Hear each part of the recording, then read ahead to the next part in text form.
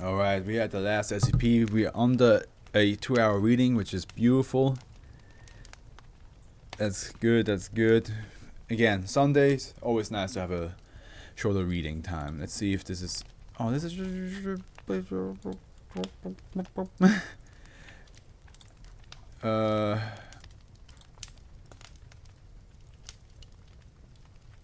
Wait.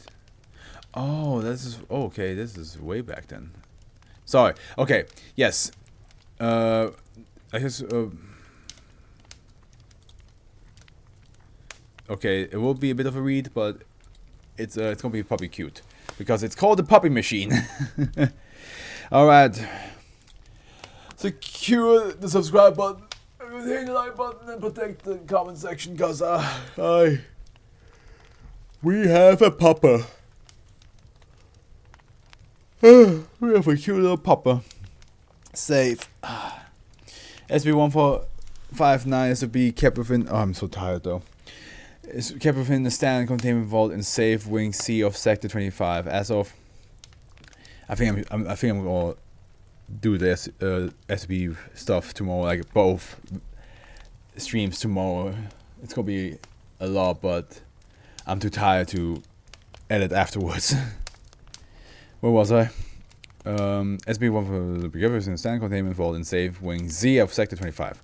As of the 5th, 16th, only level 1 maintains technician Valera may view and interact with SB1459. MT Valera is to be presented with the opportunity to receive a mild amnestic to ameliorate emotional escalation between testing sessions. In the event that MTF Valera becomes unavailable to perform further tests, a new individual is to be selected by the presiding on-site counselor. By executive order, testing is to continue indefinitely. SB1459 is a modified claw crane arcade game machine that stands 2.3 meters, 2.3 times 1.2 times 1.5 meters. Like most machines of this variety, it has a central rectangular space with 3 clear walls on its front and sides with a white plastic floor and back. However, SB1459 is unique in that the inner chamber has no chute where a prize would normally be dispensed. The front panel features 2 coin slots, a large red button, a microphone. By the way, that dog is an instance of -1. Look at this little pupper. 2 coin slots, a large red button, a microphone, a digital numeric display, a sign that reads "Win a cookie," and a thin horizontal slot in which the aforementioned baked goods are dispensed. There is no power cord attached to the back of the machine, nor is one needed. It is presumably powered via anomalous means. When SB1459 is inactive, the central chamber is completely bare. SB1459 cannot be forcibly opened or damaged by any known means. When one US $2 coin is deposited into SB1459, a hatch will open in the ceiling of the central chamber, and a clock carrying an instance of -1 will descend from it. -1 and other materials produced by SB1459 are often too large to normally fit in the upper section of the machine. It is unknown if these materials are manifested by SB1459 at the beginning of the game session or if they are teleported from another location. After depositing the instance of -1, the digital numeric display will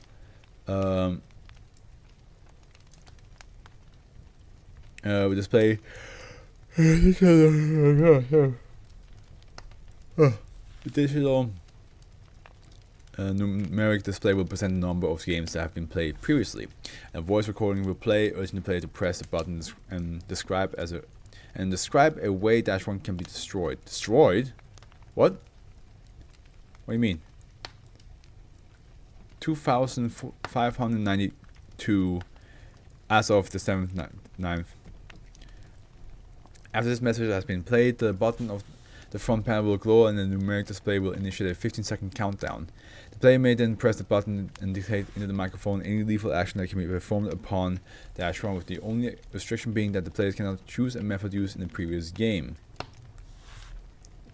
And there has been 2,592 games, so you have to come with some crazy shit to say. -1 will juvenile domestic dogs, Canis lupus familiaris.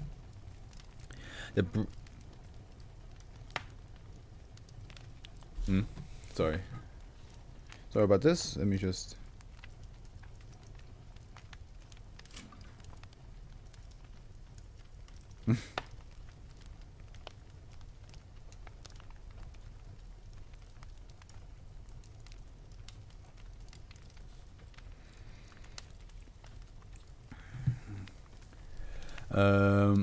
The breed and gender of which varies.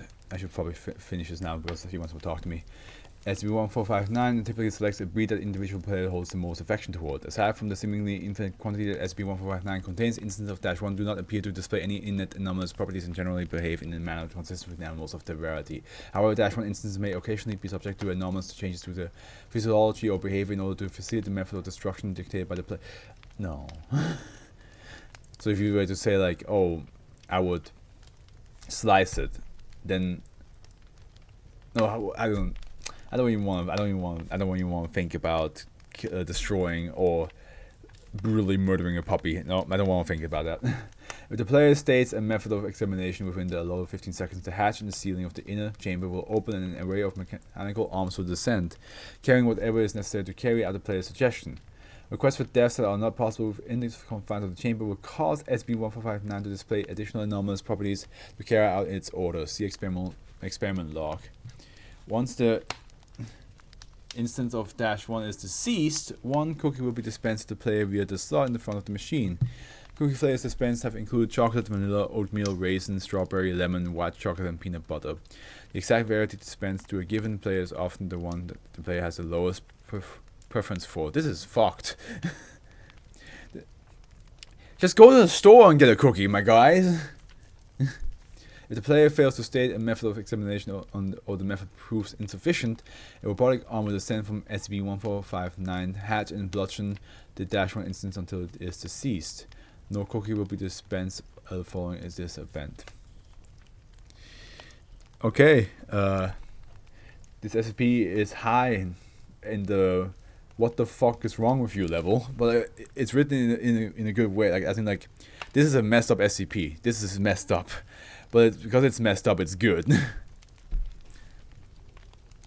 Of course, it has a lot of shock value, and some people would say like, oh, shock value is not enough reason to make it good, which is fair. But some SCPs, like we read some SCPs, are like they do things you're like, oh, this is not that bad. You know, you'll survive. You'll be fine. This one is scarring, especially if you love animals and especially if you love dogs. If the player fails, no cookie will be. SB1459 automatically cleans its interior chamber after every game. First, an arm holding a broom descends and sweeps the remains of -1 into a trap door. Next, SB1459 wipes down the surfaces of the chamber by deploying arms equipped with flat rubber implements, spray balls containing a soapy solution, and a clean white towels. While this process is taking place, a recorded message will tell the player, yeah, you're totally going to hell for this. Play again. No. Why would I want to play again? Experiment logs. Also, is this, by the way, more things to read? Or okay, this one we don't go read because it's way in the future. And that's also in the future. Okay, we don't have to read those. Good. Experiment logs. Experiment 1. Dr. Yeatley, stabbing. SB1459 played a sound effect indicating the method of examination had been previously used. Chainsaw, same as previous experiments. Superfluous test logs redacted. 48. Shark bite. The hatch enormously elongated and produced a great white shark. Carcharias, which proceed to bite off -1's head and receive back in the machine.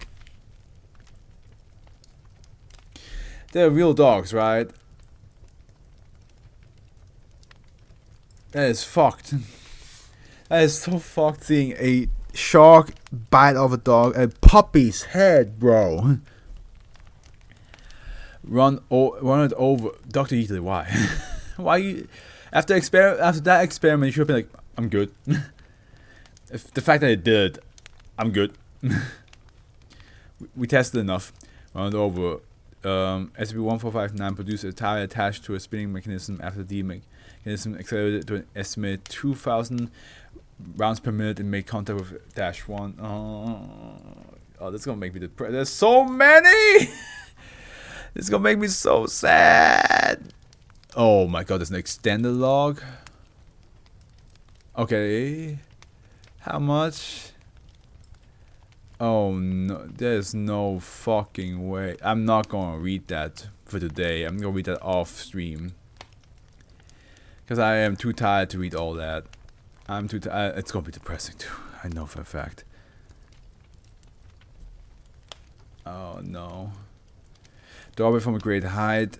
Dash 1 fell through SB-1459's trap door. 15 minutes later, it fell through the top hatch of at high speed and was instantly killed. Reality TV, a 1958 General Electric television set fell on Dash 1. The set then powered on and replayed the event. Death by blender.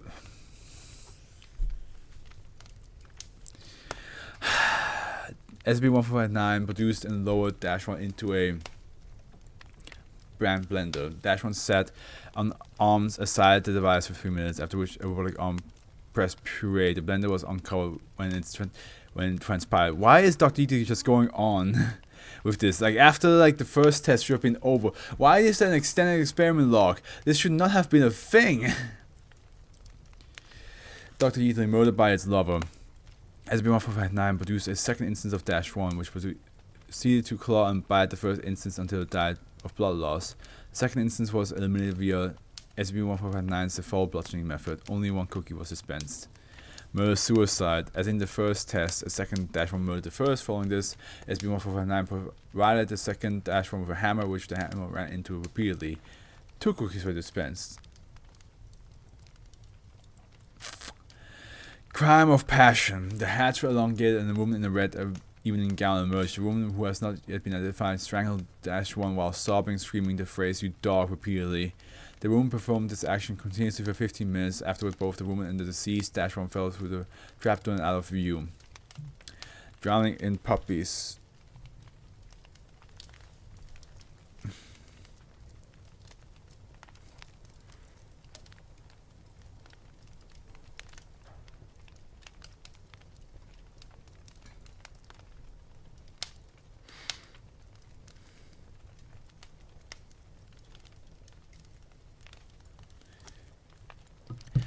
Additional Dash 1 were produced until the entire chamber was filled to capacity. Remaining space was filled with water. Many cookies were dispensed. Superfluous logs redacted. I will see how much we can read from the extended log or how fast it goes. Because right now it's 11:20. If I'm gonna read until midnight and then the rest I will read off stream. If that's fine, because I'm tired. If this was a Saturday stream, I would have done the whole thing, but I have to run tomorrow, so. I mean, let's see how it goes. So now we have Dr. Lufkist, Civil War, man in historical accurate uniform of the Confederate States Army circa 1863, dismembered Dash 1 with his bare hands. 232, Dr. Siddle. The judicial system, 15 additional instances of Dash 1 were produced, one of which wore a miniature powder wig and a black cloak, and 2 of which miniature suits, and noose was lowered around the first instance head and hanged the instance. The same procedure was applied to the remaining 14 instances. 15 cookies were dispensed, all of which were on the raisin variety. Assistant researcher Kirchner made into cookies. Using kitchen implements and traditional ingredients, Dash 1 was dismembered and incorporated into a batch of chocolate chip.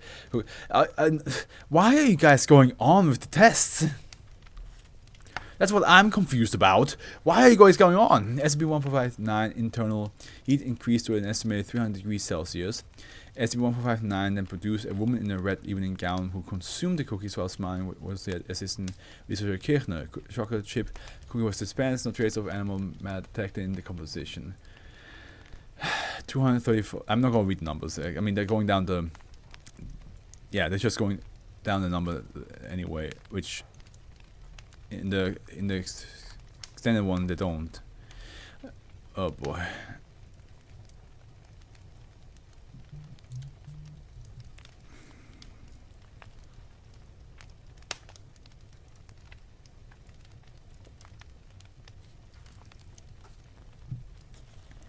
Falling off a roller coaster, SB1459 mechanical arms construct a miniature roller coaster within the internal chamber of the course of 3 hours. Once completed, Dash 1 rolled the ride normally into the loop section, at which point the ride stopped, causing Dash 1 to fall to the chamber floor. Dash 1 was then bludgeoned via SB1459's default method. No quick dispense. I am not feeling so hard about it.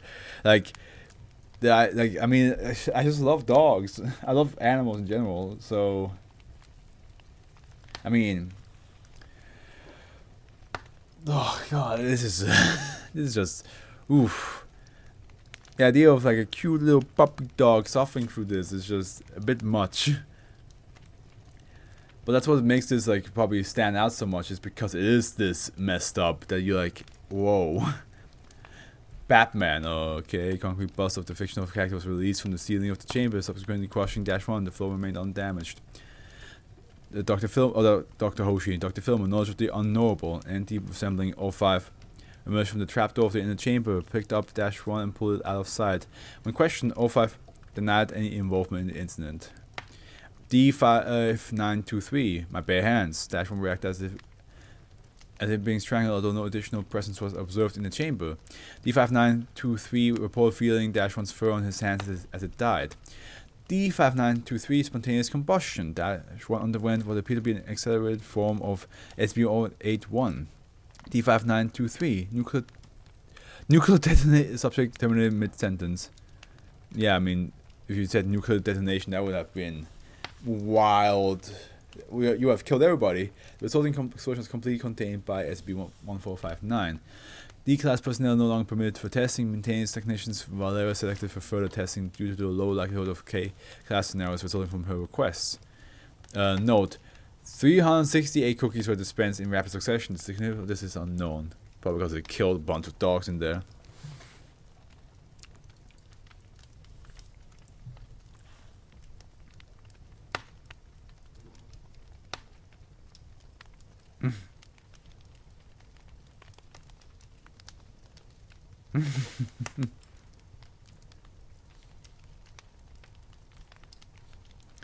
Wait a minute.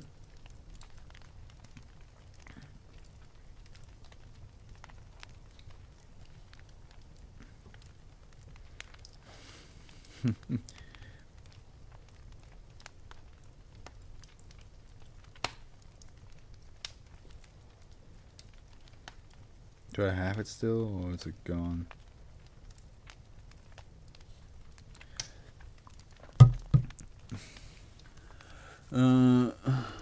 Maintenance technician Valera. Okay, so it looks like she's taking over now. Happy thoughts. Dash 1 was injected with a black substance, convulsed and collapsed. Love. A woman in a red reading gown, again her, emerged from SB1459's upper chamber and began to engage the Dash 1 instance in vigorous oscillation for a duration of... What? Oscillation? What does that mean? Oh, kissing. Okay, I had no idea. I never heard of the word osculation. For a duration of precisely 5 hours. Dash 1 is believed to have expired due to asphyxiation sometime roughly halfway through the process. Old age. For a sound effect indicating that method of examination had been previously used. Maintenance technician Valera was unable to think of an alternative method of examining, and Dash 1 was disposed of in the default manner. Yeah, that's fucked. Please no kill dog was given a pillow, a treat, and a pat on the head by a glove mechanism. 15 minutes later, it was retrieved by SCP-1459's claw. Immediately afterwards, SCP-1459 produced a juvenile domestic feline. First got exterminated with a single blow to the head with a sledgehammer. A solid crack was dispensed, so instead of killing a dog, they killed a cat. That's not any better!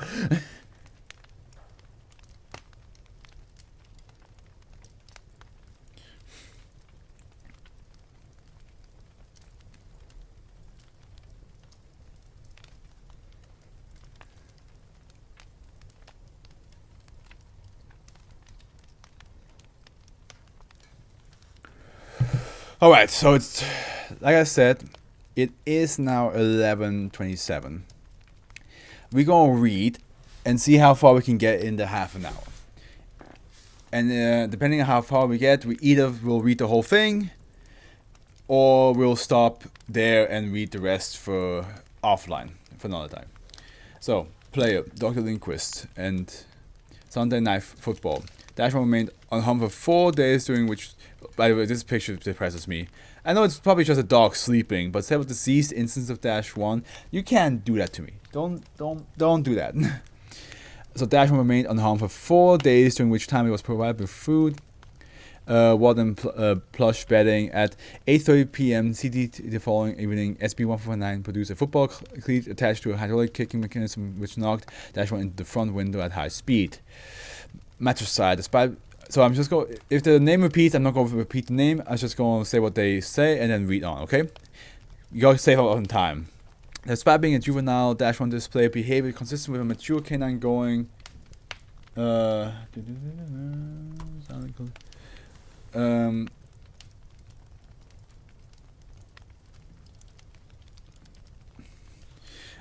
canine going into labor. Half an hour later, 3 unidentified creatures resembling crustaceans emerged from Dash 1's vagina and proceeded to pull apart and consume the Dash 1. That you didn't need to do that. Dr. Reich, mutiny at sea. SCP-1449's chamber was partially flooded with water and a small wooden raft was produced with 2 additional instances of Dash 1. The original instance of Dash 1 was provided with a small tri-cornered cap and began to bark aggressively at the other 2 instances. Both instances appeared to nod towards each other before pouncing the original instance and forcing it on the water. The raft and the capsized, causing the additional instance to drown after 8 minutes. God, the fact that they have such thick paragraphs is what's scary. Dr. Iqbal, assassination. A robotic arm descended from SB-1449's hatch and placed a stovepipe has scaled to fit a juvenile canine upon Dash 1's head. Several other robotic arms and emerged armed with a variety of implements and weaponry and proceeded to stab Dash 1 multiple times, bludgeoning it and orally administer at least 13 different substances in a forcible manner.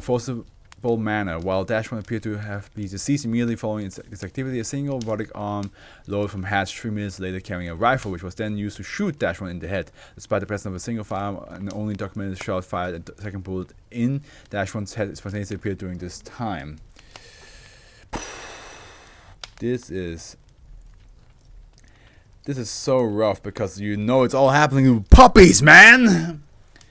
Dr. Nog, my lead skills, an empty television frame attached to a robotic arm descended from SB-1459's hatch alongside Dash 1. Dash 1 was placed behind the television frame from the perspective of Dr. Nog. A second robotic arm carrying a Type 95 assault rifle descended in front of the television frame. Dash 1 was fired as though the television frame until expiration. Dr. Damn! Dogfighting. A miniature airplane was loaded into SB-1459 by a robotic arm. The airplane was a single-seat open cockpit biplane with miniaturized machine guns mounted to the wings, and the side of the plane was adorned with the French flag. The plane was scaled down so that its cockpit was properly sized for a pre-adolescent canine. The robotic arm then placed Dash 1 into a plane cockpit, at which the plane began to fly around the interior chamber. After 1 minute, the SCP-1449's hatch opened and a second miniature airplane piloted by a second instance of Dash 1 flew into the chamber. This airplane was identical to the first, except it displayed the flag of the Green Empire rather than the French flag. The 2 airplanes circled around each other for 3 minutes. After several near collisions, the French airplane opened fire on the German airplane, damaging one of its wings. The German airplane fired back at the French airplane, shooting the plane down, killing the first Dash 1 instance in the process. The German airplane then crashed, presumably due to the damage it had sustained, killing the second Dash 1 instance. Dr. Talon. Surprised me. SB-1459 remained inactive for approximately 15 minutes. During the period of inactivity, Dash 1 began moving in an agitated manner within SB-1459. Instance was observed to look repeatedly towards the hatch in SB-1459 ceiling. At the end of the 15-minute inactive period, the SCP-1459 hatch opened. Dash 1 stopped all movement, sat down, staring fixedly at the hatch. Dr. 10 was observed to step closer to the observation window, also staring at the hatch. After another 5 minutes of inactivity, a series of loud noises, bright lights, and frightening images typical of streamer viruses and images emanating from the hatch in rapid succession. Dash 1 jumped approximately 30 centimeters in the air before collapsing. Dr. Talon clutched his chest above his heart before collapsing, going into cardiac arrest. After 30 seconds of inactivity, one robotic arm was lowered into SB-1459. It then propelled the instance of -1 twice before the instance fell to the trapdoor on the floor. Dr. Tan is expected to make a full recovery. Additionally, SB-1459 has dispensed 2 tablets determined to be B brand aspirin rather than a cookie.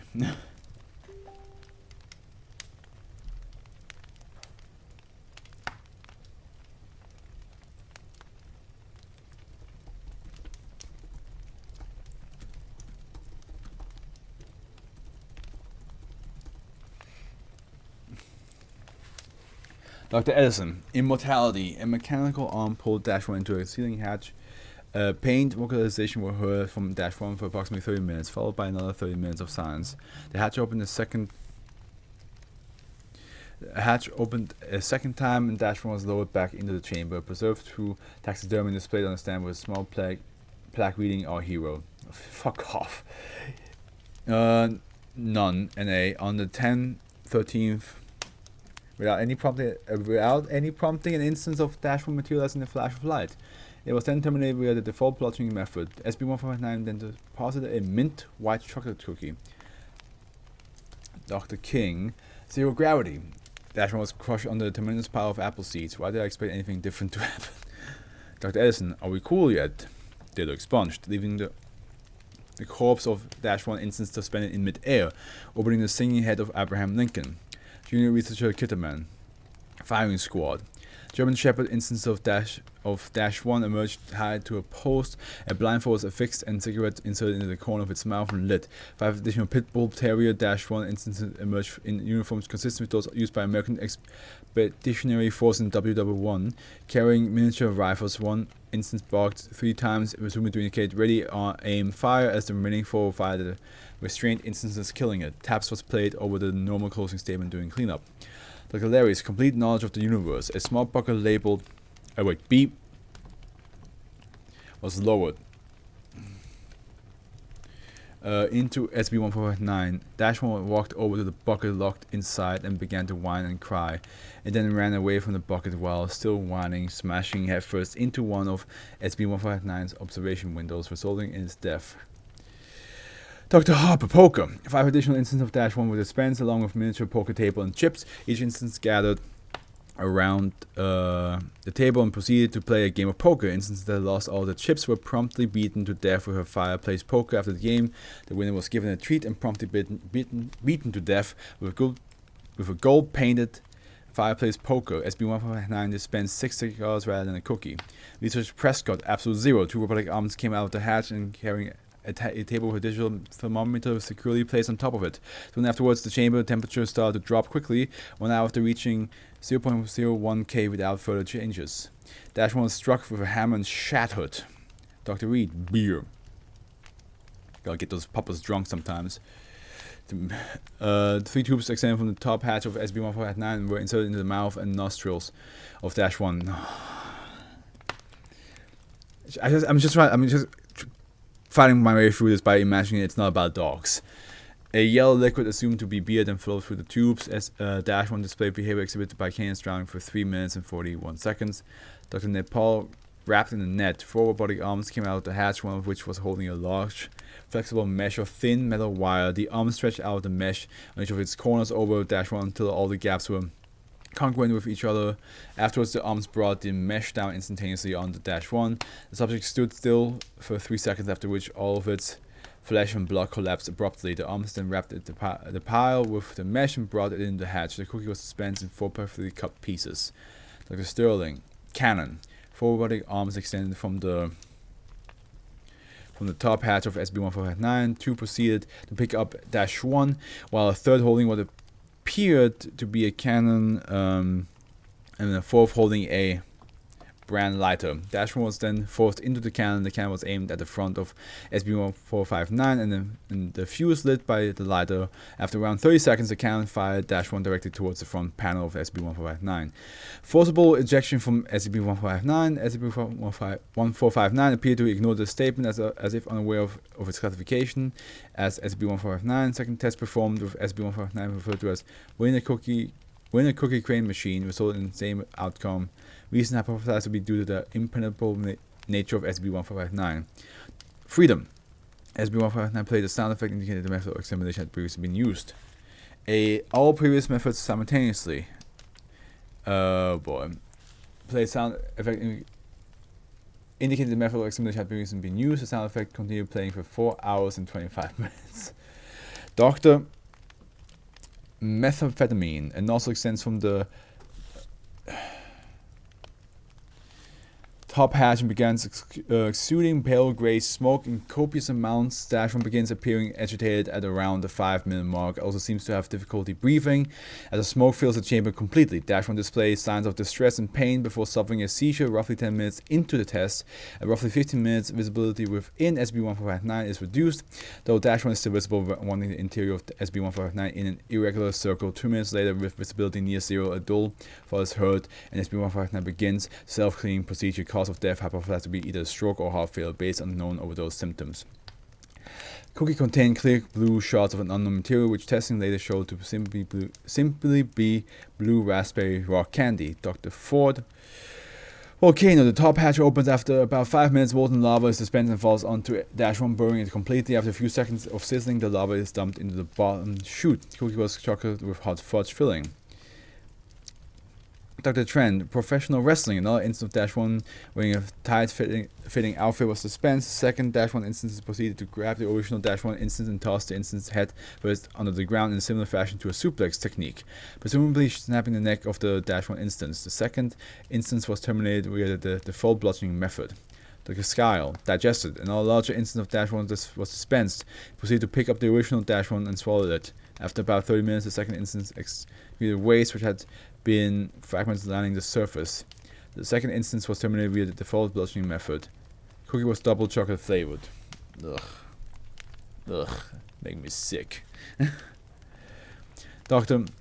Irony. The top hatch opens after 50 minutes. A metallic tray holding 1 dozen cookies is lowered and set before Dash1 by 2 arms. After an additional 3 minutes, instance of Dash1 proceeds to ingest cookies rigorously. Dash1 ingests 9 cookies within 2 minutes, then spontaneously combust. A wild cookie was chocolate chip. Extensive testing of cookie found no anomalies or aberrant toxins or substances except for milligrams more magnesium than typical for chocolate chip cookies dispensed by SB1459. Dr. Black, infinite regress. A miniature replica of SB1459 falls from the top hatch, crushing the Dash1 instance. A replica of the Dash1 instance is placed within the SB1459 replica via a metal arm. A miniature replica of the replica of SB1459 falls from the top hatch of the SCP-159 replica, crushing Dash1 replica. This process is repeated until SB-159 replicas become too small to observe. Cookie was dispensed after 35 days. Dr. Walker, retroactive cessation of existence. SCP.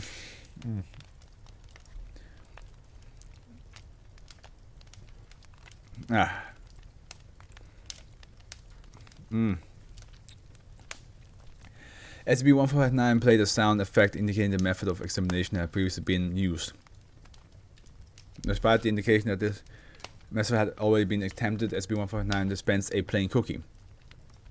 Dr. Milo, euthanasia roller coaster. Standard roller coaster tracks similar appearance to the original roller coaster experiment, but of slightly larger width, constructed leading 45 degrees upwards into the ceiling trapdoor approximately 90 minutes later.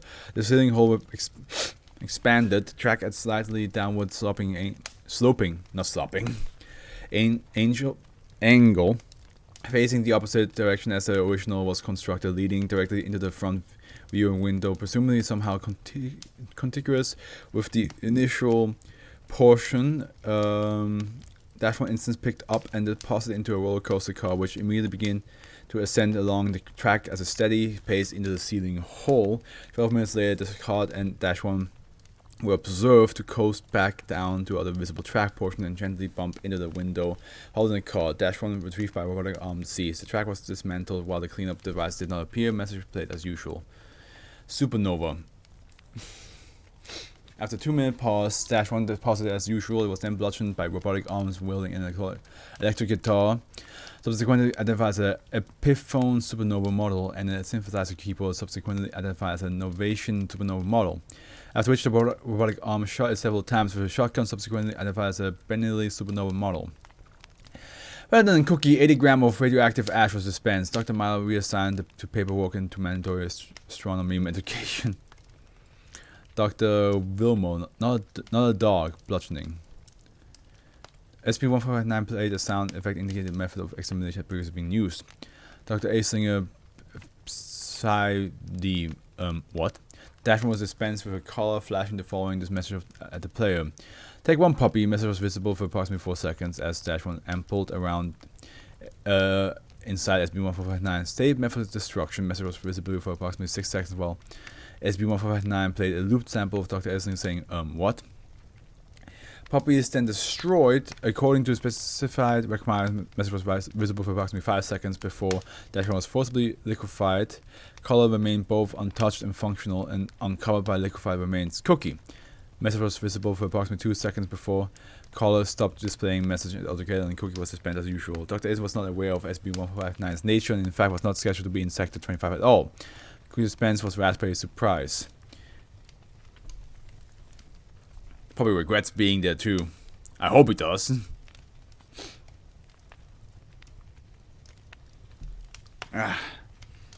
Dr. Snyder, black hole. Are you serious? Dr. SB-1459 arms.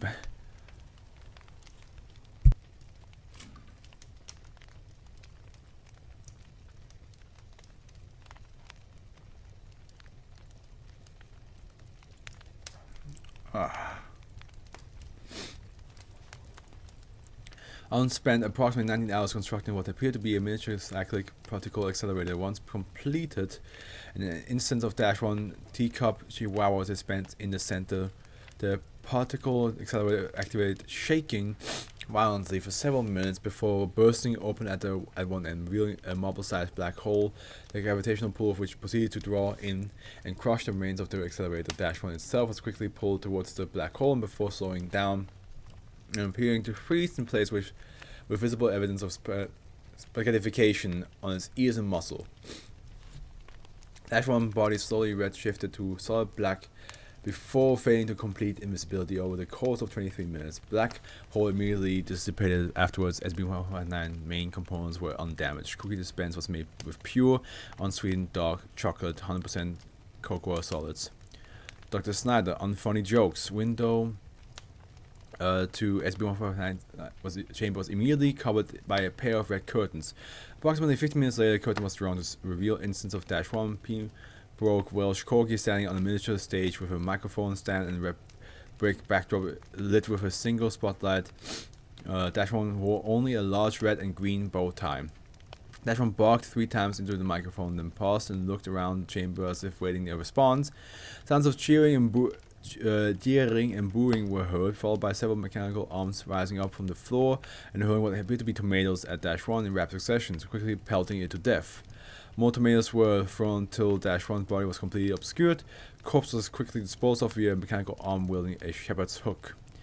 Ending message was changed to that's the way the cookie crumbles. Small pile of a cookie crumbles dispensed afterwards. Go to hell. Why would you say that? Of course it's gonna now send the dog to hell. Instance of -1 indeterminate breed released as normal. Entire chamber glowed a deep red followed by small flames erupting along edges of windows. Second instance of -1 appeared from side of chamber, much larger in size than much larger in size than the first instance, with a skeletal body and 3 heads, each wearing an elastic headband with small plastic devil horns.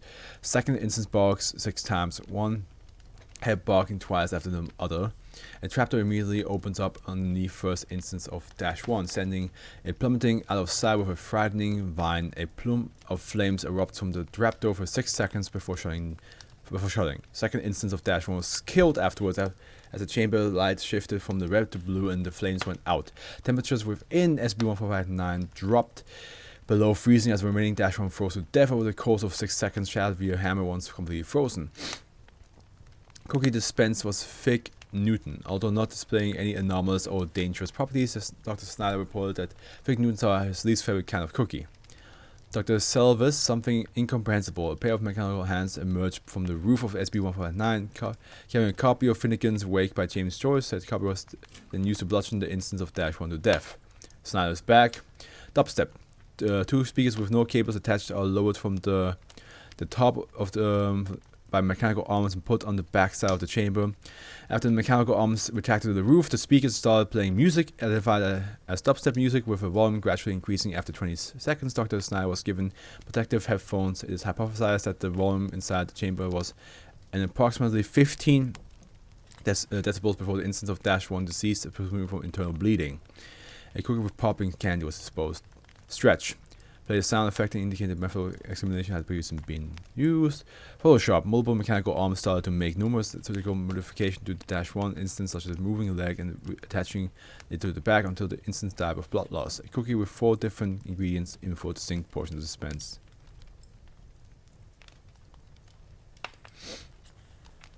Kitten Apocalypse. An unknown number of juvenile domestic felines were disposed from the roof of the SB-1459, which attacked the Dash-1 instance until it terminated. The rest of the felines were disposed of via the trapdoor. A short beep sound was played during the ending sequence. Dr. Shiro. Crushed by a Triceratops, written by Ayn Rand, shouting quotes from Atlas Shrugged. Also sprach Zarathustra and the critique of pure reason. Play a sound of effect indicated the method of extermination had previously been used. I'm pretty sure that's supposed to indicate it cannot use it. The dawn of the new age. A 2x8x18 black stone was lowered into the chamber along with several Dash-1 instances. Dash-1 instances split into 2 groups, and one gathering around the stone and the other grouping in the far side of the chamber. Instances scattered around the stone spend several minutes observing it before attacking, killing the members of the other group. Surviving Dash-1 instances are killed via the default bludgeoning method. Ending message changed so much for enlightenment. Fudge brown knee with dimension of 0.5 times 2 times 4.5 containing 1 are dispensed.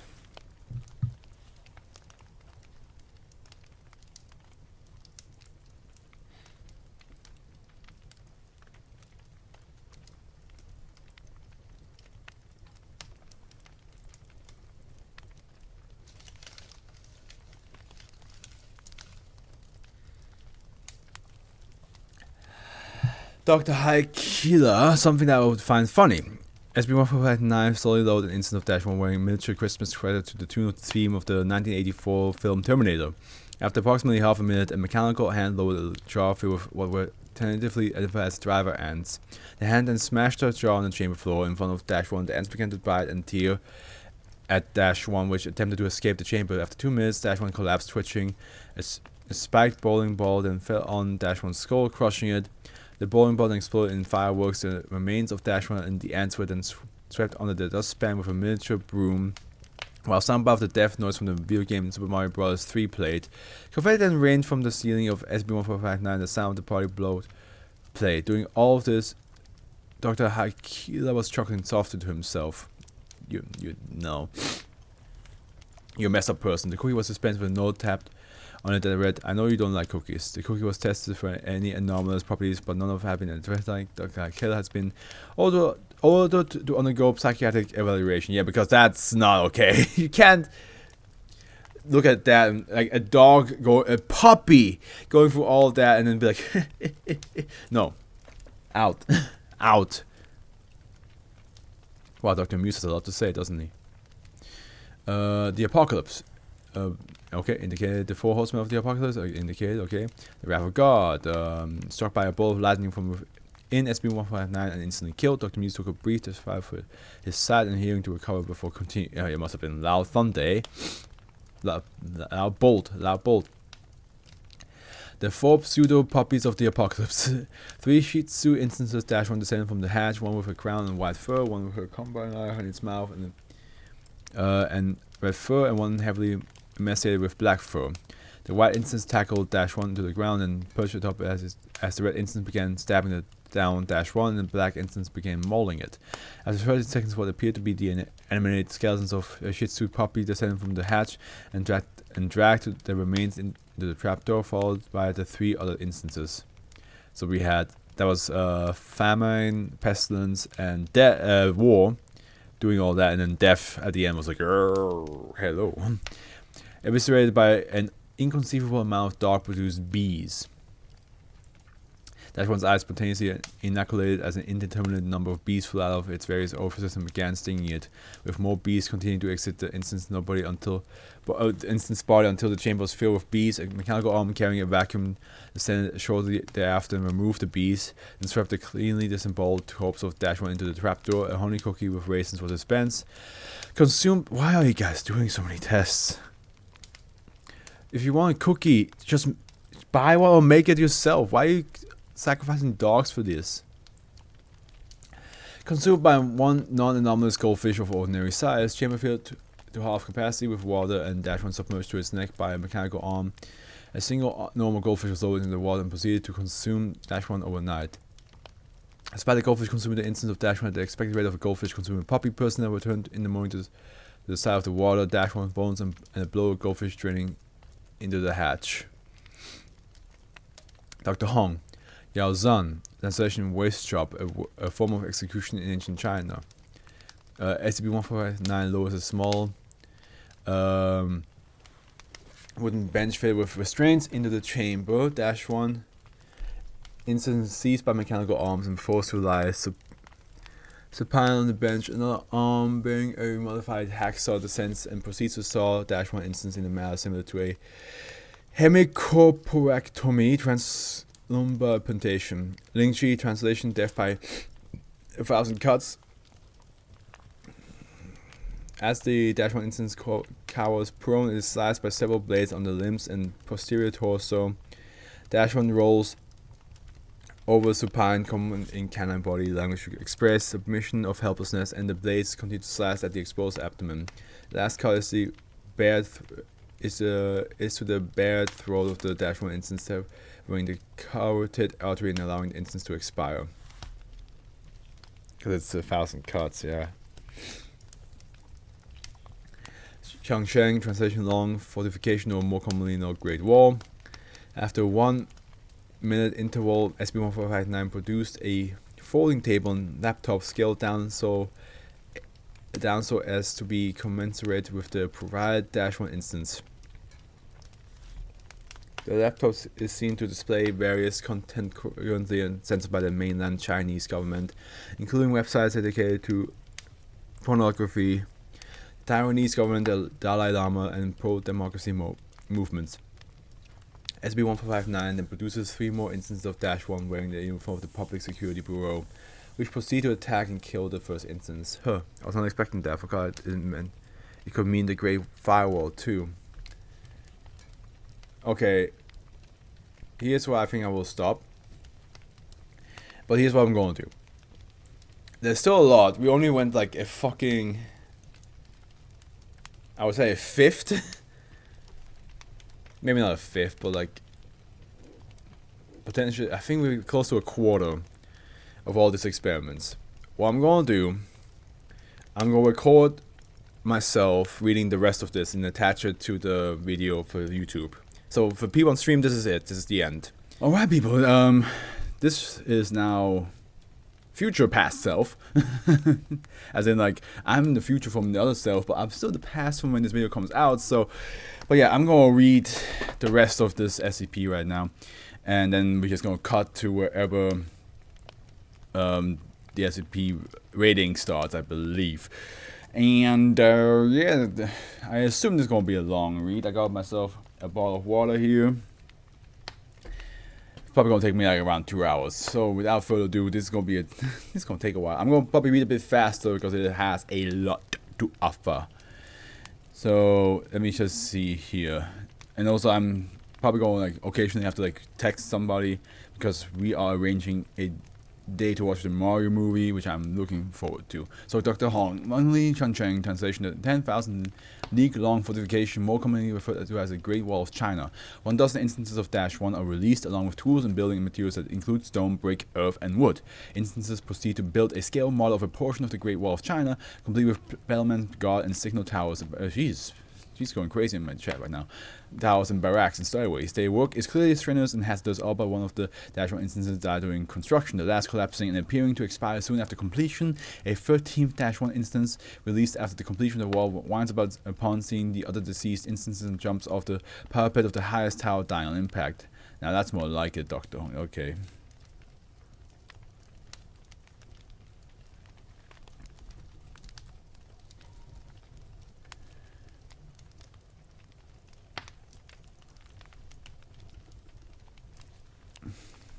Dr. Morgenstern.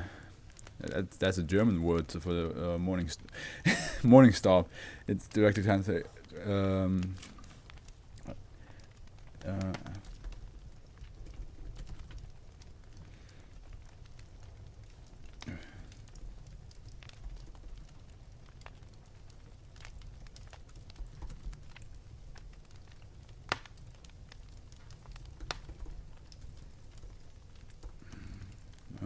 Yeah.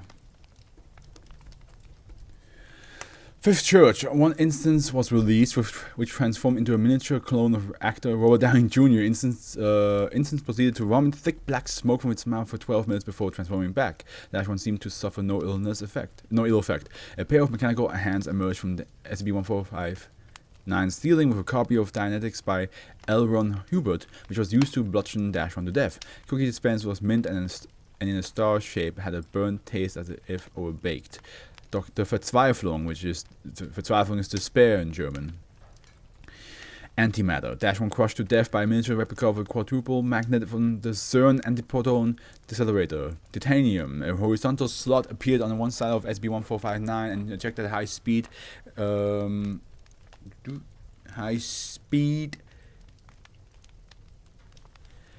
A silvery disc which cleanly sliced off the head of -1 before shattering against the opposite wall of the enclosure. Subsequent analysis of video footage identified the disc as a CD single of the song Titanium by the French musician David Guetta.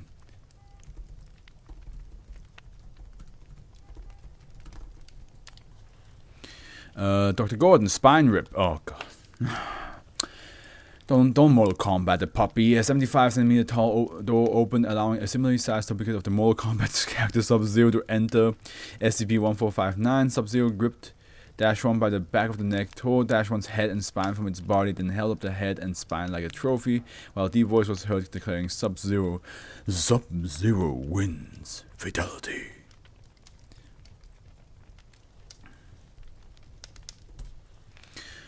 Dr. Davidson, Titanic reenactment. The chamber was partially flooded with water and hundreds of ice cubes were dropped into the water. A small wooden raft in total of 2 instances of -1 were produced. Cocker Spaniel instance was placed on the raft while a grey mud instance was dropped into the freezing water. After an exchange of a few barks, the swimming instance sank and drowned. The second instance was terminated via the default bludgeoning method before the chamber drained itself. A single cookie of seafood flavor was produced. Dr. Davidson, seafood flavor. Now I imagine of Kingdom Hearts, the fucking seafood ice cream. Dr. Davidson, 300 reenactment. He's just doing movies. 2 instances of -1 were produced. In the bottom, chute automatically opened. Both instances barked at each other, and then one then gave 3 loud, distinctive barks. This is Barker, I guess. Barker! And pounced the other instance into the open chute. The remaining instance was terminated with the default bludgeoning method. Puppy centipede. Why would you do that?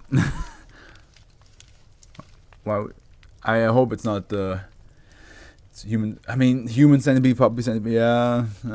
1 Shiba Inu instance of -1 and 2 Cocker Spaniel instances of -1 were produced. At least it's the first movie, not the second. That would have been a bit much. Mechanical arm then proceed to. They look expunged. Does that actually work? Wait, hold on.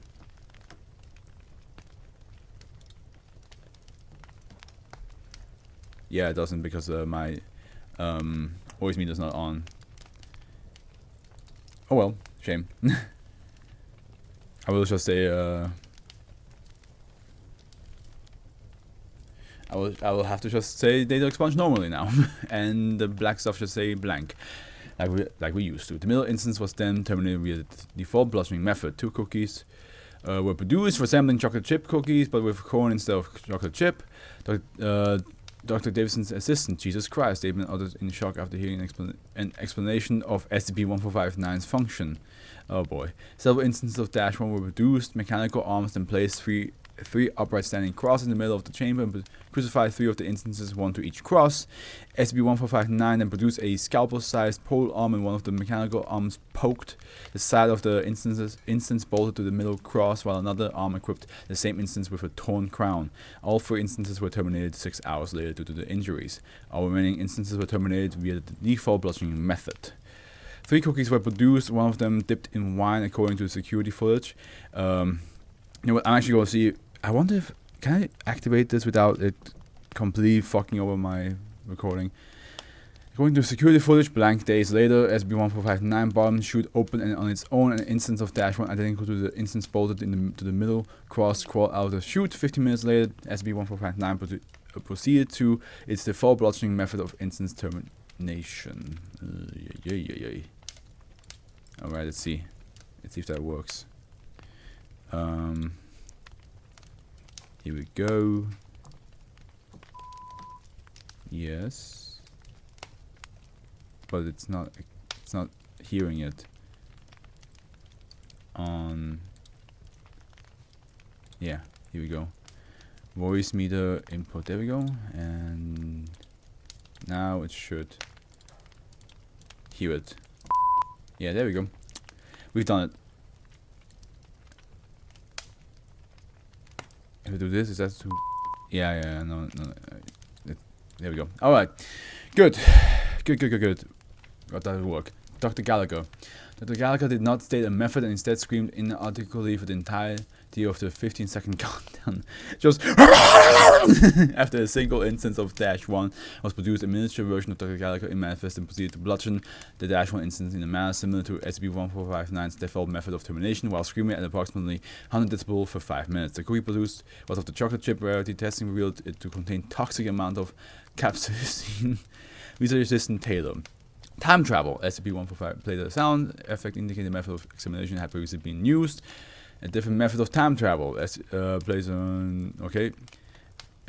A method of time travel which has never been used by the Win Cookie Machine to kill a puppy. But here's the thing: we know from the description that the SCP sometimes will not do the thing you ask if it's not possible for it to do. So I guess time travel is just because like they think it's the examination, the method has already been used, but I think we know from the description it says if something is not possible, it won't do it either. So I guess that's how they didn't figure that out just yet. Maybe. Dr. John emptying the recycle bin. A trash bin was dispensed, then emptied into a trapdoor despite being already empty. SB1459 then proceeded to the default bludgeoning method. Okay, Dr. E, the power of rock. A single instance of Dash 1 was lowered into SCP-1459, but was promptly crushed by a large stone released from the top of the machine. As the remains of Dash 1 were flushed down the trapdoor, a fragment of the song "Bye" was heard by observers. SCP-1459 then released 1 peanut butter cookie. Boy. Agent Flare, limit break. You mean like the technique in video games? In fighting games?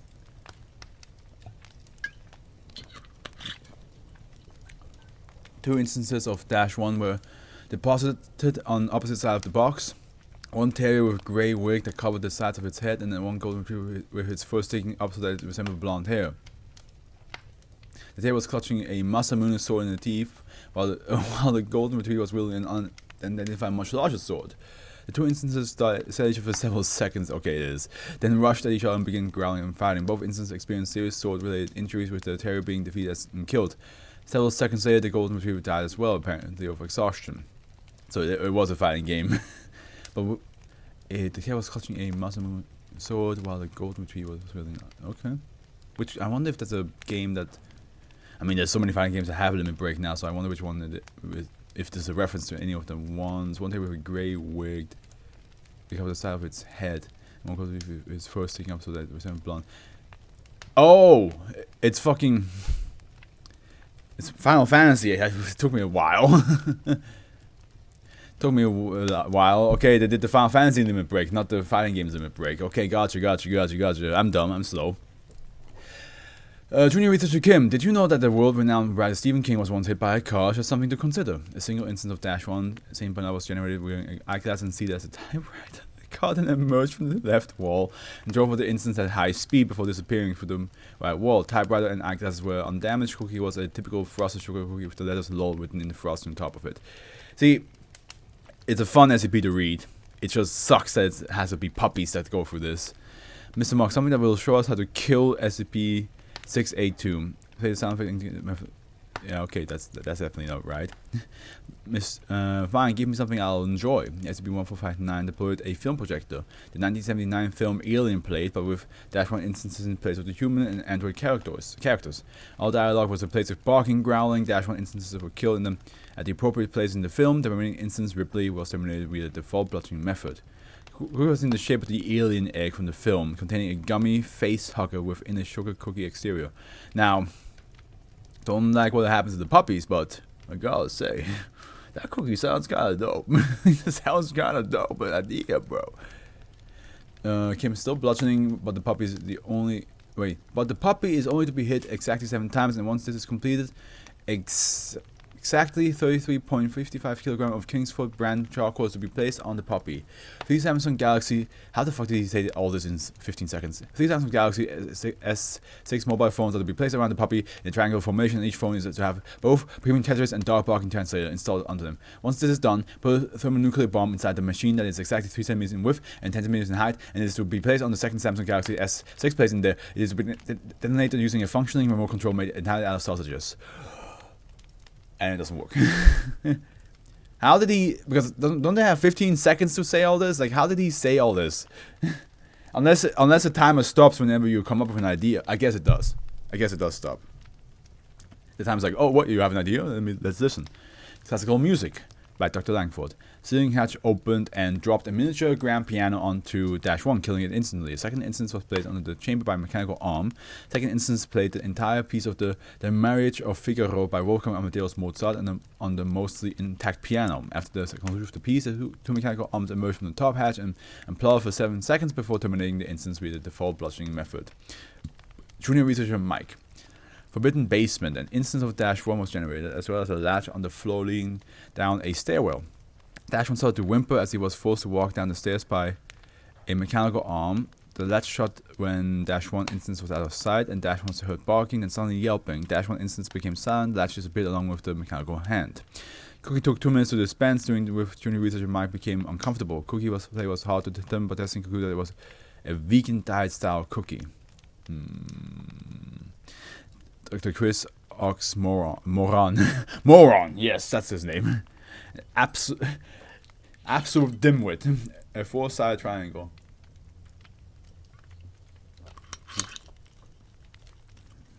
An instance of Dash 1 was generated and immediately being to death with a 4-sided triangle. The Spence cookie was in the shape of a 4-sided triangle.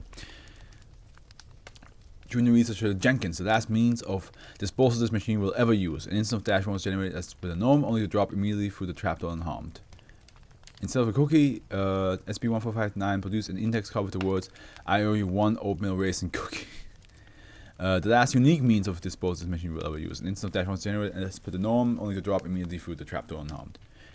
Instance of a cookie, SCP-1459 produced an index card with the words, I owe you 1 unique oatmeal raisin cookie. Dr. Fleming, I like trains. A wooden train similar to SCP-737 plowed through the chamber at high speed, impacting Dash 1 at approximately 750 kilometers per hour. It was in the shape of a locomotive. 737, that's... I should go to all my thumbnails, because that helps me a lot faster sometimes to recognize these. Hungry train. Wait, is a wooden toy train that can move independently might be sentient? It will consume any object placed in front of it and assimilate the materials into a new carriage. It's been so long since it's been so long since that one. I don't know. Do I still have the thumbnail for that one? I don't remember. Yes, I do. Okay. Yeah, I remember now. Yeah. Yeah, I remember this now. Wow. Meanwhile, Dr. Burns. Rage. 2-1 instances were generated. One proceeded to attack the other. The attacked instance turned green, tripled in size, and mutilated its opponent. Three robotic arms, all thicker than usual, were required to restrain the instance as if it was forced into the trap door because it's a little Hulk dog. The mechanical arms are like, oh, we gotta bulk up, boys. This guy means business. Magnetism dash was crushed between what appeared to be two large neodymium magnets. Cookie was colored to reflect raspberry and grape flavor. Dreaming. A large amount of sand poured from the top hatch, which quickly buried -1, suffocating the instance. Cookie had trace amounts of melatonin. Consumption did not result in any remembered dreams. Dr. Davidson, Gordon Ramsay. 2 instances of -1 were produced. Instance, which was described to be a white-brown bulldog equipped with a chef hat, subdued the other instance mechanical arms and placed the subdued instance into an oven.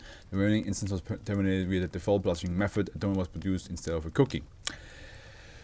Research Assistant Taylor, Super Mario Brothers. An instance of -1 wearing a costume of the video game character Mario and a large yellow floating block with a large white question mark embossed on each face were produced.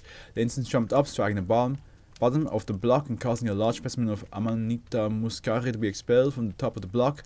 Instance consumed the specimen and expired 15 minutes later with symptoms consistent with a muscaria poisoning. Cookie was shaped like a mushroom. Analysis showed no trace of toxin. Unknown individual. Who the fuck? Who let the unknown one in? Shark punching center. -1 instance was generated wearing a shark costume. Instance was terminated via bludgeoning with a boxing glove. Cookie was shaped like a boxing glove with the letter SCP on it. By the way, I'm still gonna say it. Why are you all still experimenting? You know what it does. You know that it can do whatever the fuck you want. Unless it's already been done. Why are you still sacrificing puppies for cookies? What's up with you? What's the matter? What's your damage? Because the puppies are taking more than enough damage, and you are taking none. Dr. Gerald's. Conversion of 0.1% of body mass into antimatter. Dr. Gerald was behind the protective screen while making this statement. Test was unauthorized. Oh, great. Good to know.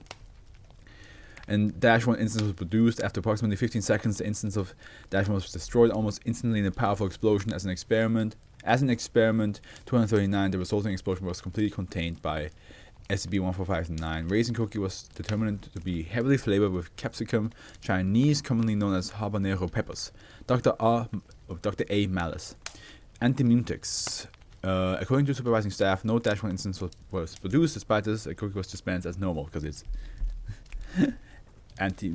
yeah, you don't remember it.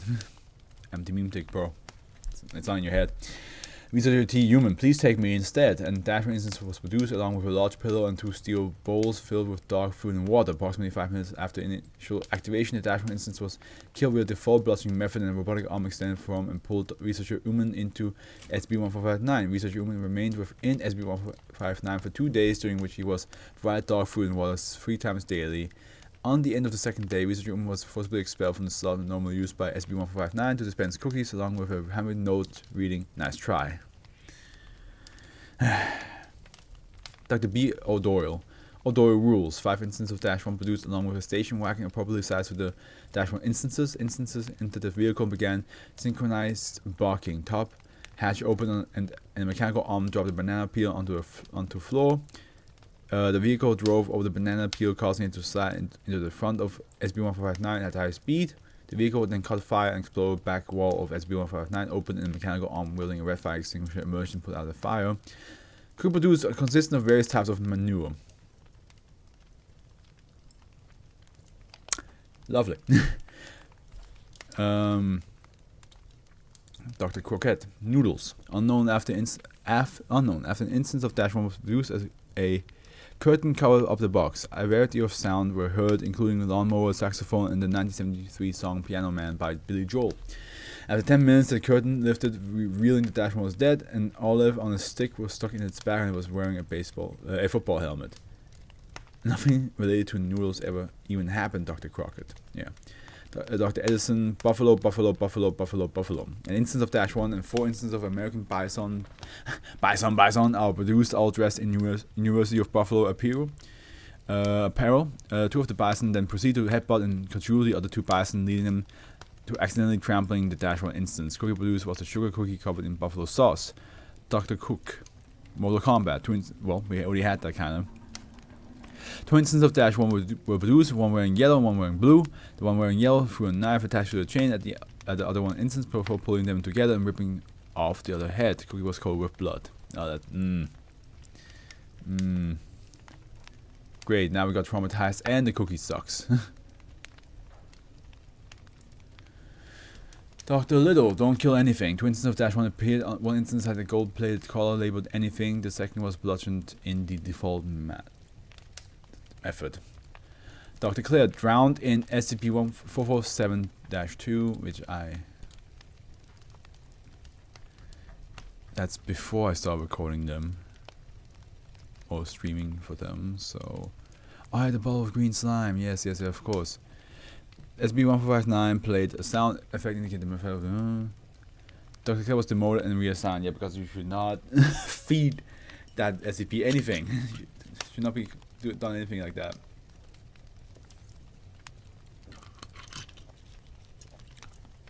Dr. Edison, in Soviet Russia, puppy kill you. A single sugar cookie appears within SB-1459 chamber, and the resembling Joseph Stalin emerged from the trapdoor below the chamber and repeatedly smashed the cookie with a hammer. Rather than cookies, several bloody chunks of dog flesh were dispensed. Researcher Carlson, censorship, data expunged. Researcher Tert Butylifium, instance of Dash 1 was released, robotic arm with a pipe on the end descended from the hatch, spraying a liquid hypergolic with the atmosphere in the room.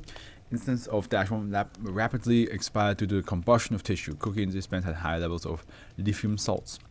Dr. Senaviu, suspicious circumstances. Instance of Dash 1 release followed by a fog that obscured vision inside the chamber. When the fog dissipated, Dash 1 was revealed to have been shot several times. Very crime thriller-esque. What is this fog? I feel like I'm being watched. Who did it? Dr. Snargle, I have a severe egg allergy. Robotic arms pelted instance of several dozen eggs. Instance appeared confused but unharmed.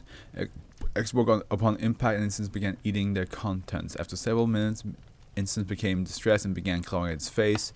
Then began experiencing difficulty of breathing and eventually suffocated. Cookie dispense had no traces of egg.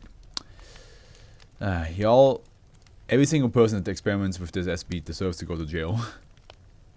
Because like at the end, like you all are aware what this thing does. The test right now has no purpose.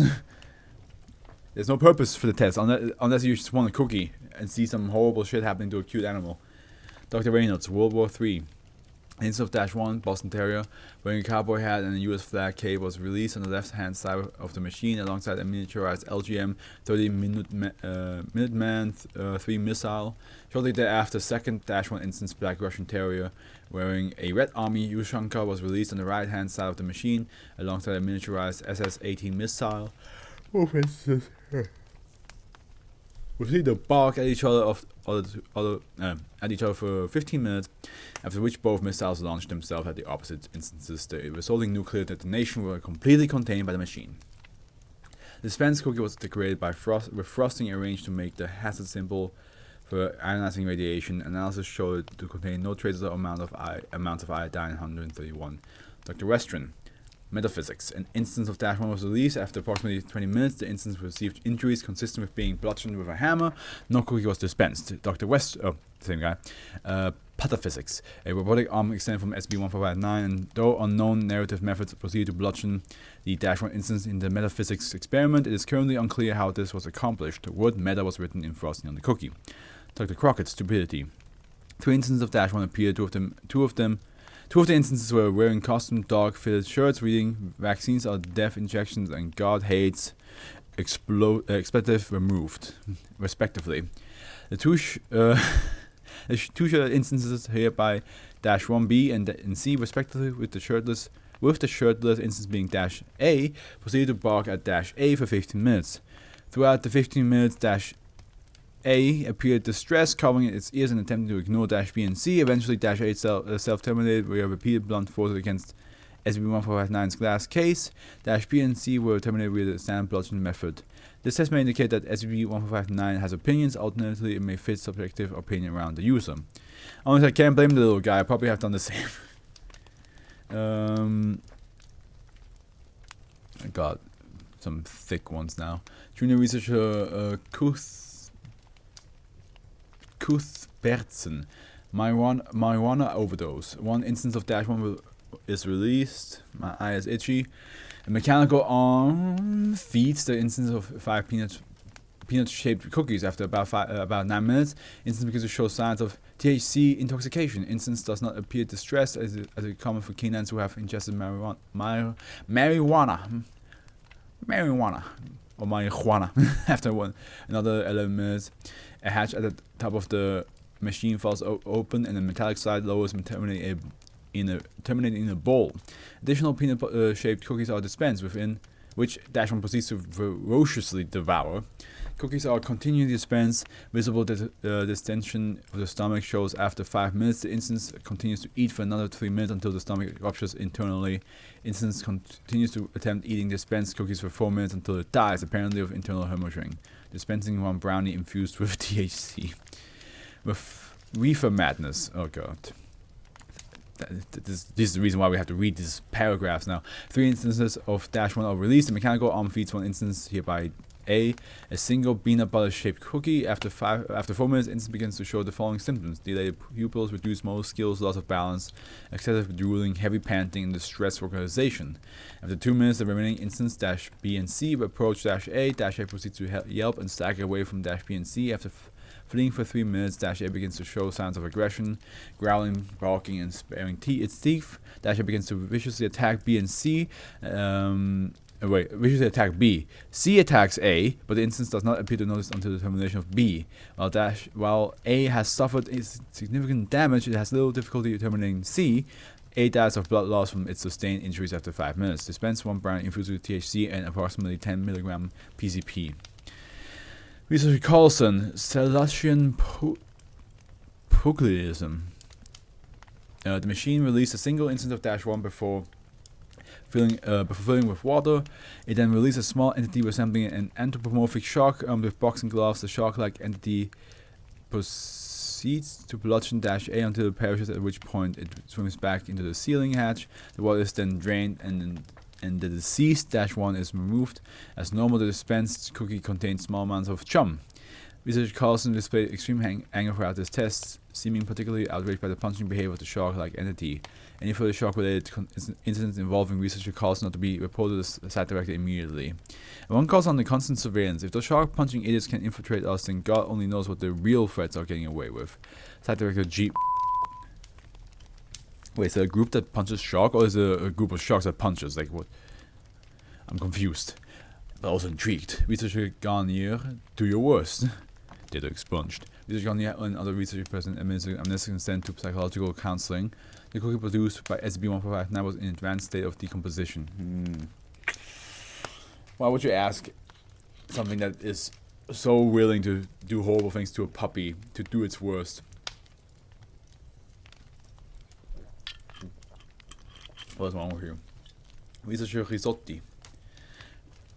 Agincourt, a man in the garb of 13th century English longbowman, manifests and shoots -1 with an arrow, impaling it. The bowman then leaves through the floor hatch. Instance of cookie, SB-1459 produced a miniature baguette. Weebery. What? Weebery? As in like weeps? 2 instances of -1 are produced, one of which is morbidly obese, wearing a miniature fedora and carrying an appropriately sized katana. A recorded voice is heard saying, "Oh my Shinderu, you are already dead" in Japanese, followed by another recorded voice saying, "Nani?"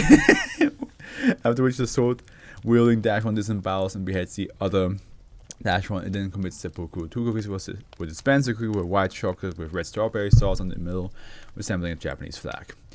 That's cute. Cute cookie, but weird. You are already dead. Researcher procedure 110 Montauk. -1 helmet is removed through the hatch. A slightly different version of the default ending message. You are definitely going to hell for this place. 1 plain cookie was produced. Analysis indicated that it contained lethal amounts of cyanide. Researcher amnesticized. Dr. Silver. Hey, we'll have Silver back. Music. Okay, already tried. An orchestra. Several instances of every time I look over there, I'm like thinking like I'm by the halfway point, right? And I'm like, no, it's not fully there yet. Not even close. Damn. Several instances of Dash 1 are produced and begin playing appropriately miniaturized violins, harps, cellos, trumpets, keyboards, and various other instruments. After 90 seconds of music, one instance strikes another instance in the head with a slat of a trombone, possibly by accident. This triggers a fight in which instances bludgeon and strangle each other with their instruments. The last survivor is the instance wielding a conductor baton who bows to personnel, then collapses and dies. Dr. Plitovsky, the Holy Inquisition. Don't you mean the Spanish Inquisition? Because nobody would expect that. Dash 1 manifests apparent symptoms of rabies, after which 6 instances of juvenile Swiss mountain dogs dressed in a miniature Swiss Guard apparel are produced, along with a single juvenile Argentine Mastiff dressed in miniature papal garb. They bark 3 times at the first Dash 1 and then watch as SB-1459 produces mechanical arms holding a gasoline canister and a matchbox, which is used to light the first instance on fire. The other instances are terminated by the default bludgeoning procedure. Cookie was a communion wafer. Okay. Oh, dear Lord, that's a long one. Researcher Vogt A B C D F. Okay, the whole alphabet. Okay, an instance of Dash 1 was produced. 1B emerged from the hatch and stings Dash 1. The instance dies of apparent anaphylaxis. A second instance of Dash 1 is produced. Tank rapidly fills with water and seaweed. The instance drowns and is moved with a trapdoor, at which point the water and seaweed drain out. A third instance, so what's B? The tank is rapidly filled with water and seaweed. The instance drowns and is moved with a trapdoor, at which point the water and seaweed drains out. That's not drowning though. That's what's okay. A third instance of Dash 1 is produced. Mechanical arms emerge from the ceiling, holding a bra with which they strangle the instance. A fourth instance of Dash 1 is produced, wearing a stereotypical raver clothing and carrying glow sticks. Electronic music plays loudly and lights flash as the instance dances, stopping periodically to consume unidentified pills, which are offered to it by the mechanical arms. After 4 hours, the instance manifests signs of MDMA, overdose, and dies. A fifth instance of Dash 1 is produced, a crude but recognizable effigy or political figure.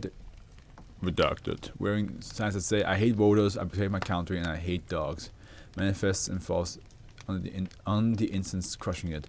A sixth instance of Dash 1 is produced, carrying an intravenous injection kit, a plastic bag of powder, and a bottle of liquid. Notably, the instance is visibly malnourished and trembling with multiple bald patches and sores. The instance mixes the powder with the liquid, injects the liquid into its forearm, and then loses consciousness. A mechanical arm emerges from the ceiling and pokes the instance, which twitches. 15 minutes later, the mechanical arm pokes the instance again, the instance twitches. This continues after 15 minutes and for 3 hours. Every 15 minutes for 3 hours, at the end of which the instance is no longer responsive. A seventh instance of Dash 1 is produced. Its eyes swell up so much that they fall out of the sockets. While still attached, the instance begins panicking, powering at the eyes, which by this point are larger than the instance's head. Eventually, the instance falls such that the eyes roll on top of its head and crush its skull. I just hope the person who wrote this is okay mentally. An eighth instance of Dash 1 is produced. An estimated 30 blue jays, Cyanocita cristata, emerge from the hatch and attack the instance, packing it to death. A ninth instance of Dash 1 is produced and given a large tough trough of water. As the instance drinks, mechanical arms emerge from the ceiling hatch, holding a large bucket of an unidentified powdered metal. The arms then invert the bucket over the trough. As the powder contacts the water, it explodes violently, killing the instance. A 10th instance of Dash 1 is produced and crushed on a giant lemon. And an 11th instance of Dash 1 is produced as are 75 canisters of compressed oxygen. The mechanical arms will open all the canisters. After 4 hours, there are symptoms of oxygen toxicity, and dies after another 18 hours. A 12th instance of Dash 1 is produced. It begins urinating after 22 days of continuous urination. The tank is full of urine, at which point the instance drowns. 13th instance Dash 1 is produced and bludgeoned with a pool cue, and the 14th instance is produced and crushed under an estimated 1.2 million Indian 1 ruby coins. 15 instance of Dash 1 is produced. The mechanical arms emerge from the ceiling hatch, wielding several steaming teapots and tea kettles. The arm emptied those onto the instance, scalding it to death. A 16th instance of Dash 1 is produced. Notably, it is of the hairless Shorloid secundly breed. The mechanical arm emerged from the ceiling, wielding a high-intensity ultraviolet black light, which they shine on the instance. The instance rapidly develops third-degree burns and what appear to be multiple melanomas. As with the 6th instance, mechanical arms blow it every 15 minutes until after 4 days it is no longer responsive. A 17th instance of Dash 1 is produced. A double-sided plate glass mirror drops from the ceiling hatch and bisects it longitudinally. An 18th instance of Dash 1 is produced. 10 mechanical arms emerge from the ceiling, wielding laboratory equipment. An 11th arm restrains the instance and takes a tissue sample. The other arms process the sample for karyotyping. After 11 days of processing, the completed karyogram reveals that the instance is genetically female. The arms restrain the instance again, examine its genitalia, and then drop it through the trapdoor unharmed. A 19th instance of Dash 1 is likewise revealed to be genetically female and dropped through the trapdoor unharmed. A 20th instance, however, is revealed to be XY genetically male and is bludgeoned to death with the lab equipment. A 21st instance of Dash 1 is produced. A man identified as an American actor, Douglas Fairbanks, 1883 to 1939, manifests wearing the cloak, sombrero, and mask, and wielding the sword from his portrayal of the character Zorro. Notably, Zorro was known for using his swords to slice a Z into the walls as a signature. Fairbanks draws the sword and slices a Z into the instance, which exsanguinates. Fairbanks then drops the sword, removes the sombrero mask, takes a jar of cookies under his cloak, and eats 21 cookies one by one, staring silently at observers at the whole time. He then exits through the trapdoor. No cookies were dispensed. He ate all the cookies. All that for somebody else to eat the cookies. That was not even one of the foundation. God. God damn it, dude. What did you guys do all that for? Oh God, Dr. Margin used his entrails to have a conversation with me. SB-149 places. Dr. Margin was attempting to conduct an interview with SB-149. God fucking damn it. Note statement after previous event failed. Instance of Dash 1 is produced. Dash 1 proceeds to appear agitated for several seconds, whimpering. Entity resembling 343 appears and picks up Dash 1. The bottom hatch opens from which the sound of whining and burning can be heard. Entity resembling 343 lifted Dash 1 over its head before throwing it violently into the hatch while screaming, "Fuck you!" Entity then exited through the top hatch. SB-343 manifested immediately afterwards, took the cookie dispensed, ate it, and then demanifested. When subsequently asked why he had done this, SB-343 declined to answer. I really hate this job sometimes. Still interesting result, Dr. Martin. I thought 343 was like nice, you know, he was just kind of like just there, making people feel good by themselves, but no, throws a puppy right into hell, what it looked like. Dr. Griswold, someone who knows how to kill, yeah, that's not gonna be possible. Dr. Lucas, something which cannot kill. 682. A man wearing a uniform of Foundation security guard emerges wielding a shotgun. He fires rapidly at the instance, missing each time. Once his ammunition is exhausted, he attempts to several times to bludgeon the instance with his shotgun, but again misses each time. The instance is then terminated by the default bludgeoning method. Researcher Lane, your choice. Why would you say that? They look expunged. Cooper Deuce was described by Researcher Lane as the best thing I ever eaten. Researcher Lane is hereby banned from using SB-1459. Dr. Miller, Samsung Galaxy Note 7. The Samsung Galaxy Note 7 standard charger appeared next to Dash 1 instance. 30 minutes later, the Note 7 exploded, instantly killing the Dash 1 instance. I knew it was a fucking explosion. I think we're reaching the halfway, but I might be wrong. Dr. Willows, give it a bone. SB-1459 emitted a noise signaling that the suggestion method had already been used. Despite not performing any actions, one oatmeal cookie was dispensed. Dr. Willows said that it tasted extremely dry. How much wood could a woodchuck chuck if a woodchuck could chuck wood? A mechanical arm produced 7 woodchucks, Marmota Momax, each carrying a small log. The woodchucks proceeded to pelt Dash 1 with the logs at rapid speeds, producing extra logs by anomalous means until the container was completely filled. The logs were dropped through the floor and into a series of high-powered shipping mechanisms, emptying the container within 5 minutes. 7 cookies were dispensed, each made entirely out of cork. Dr. Johnson, falling anvil. Play a sound that indicated the method. As figured as much. Grand piano. Yep. Pushed off a cliff by a boulder, also being used.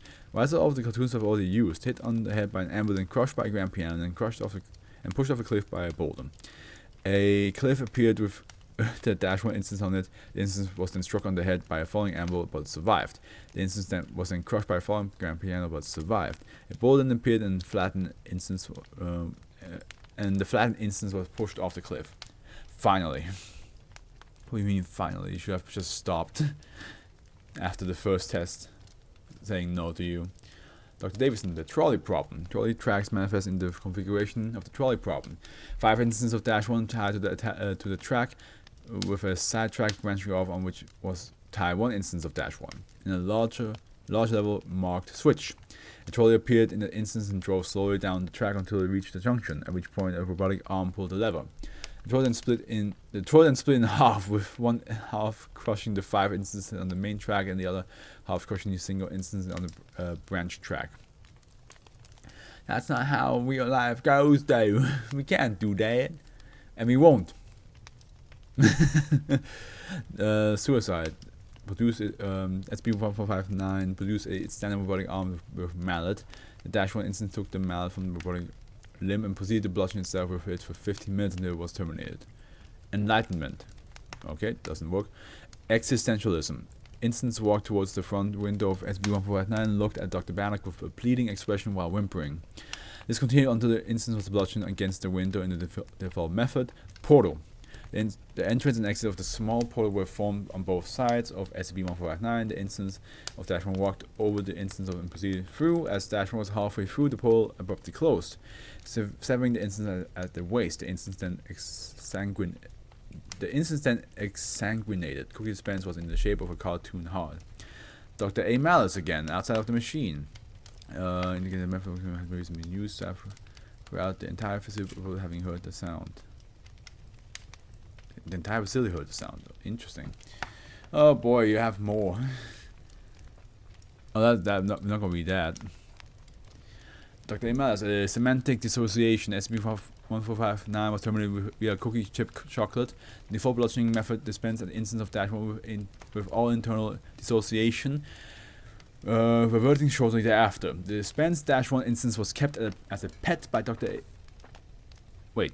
No, the default bludgeoning method dispensed an instance with all internal dissociation reverting shortly after. The dispensed -1 instance was kept as a pet by Dr. Malice until it began to go stale. Oh, it went stale.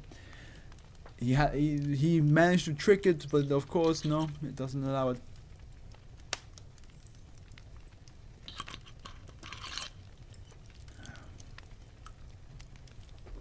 Dr. A. Malice.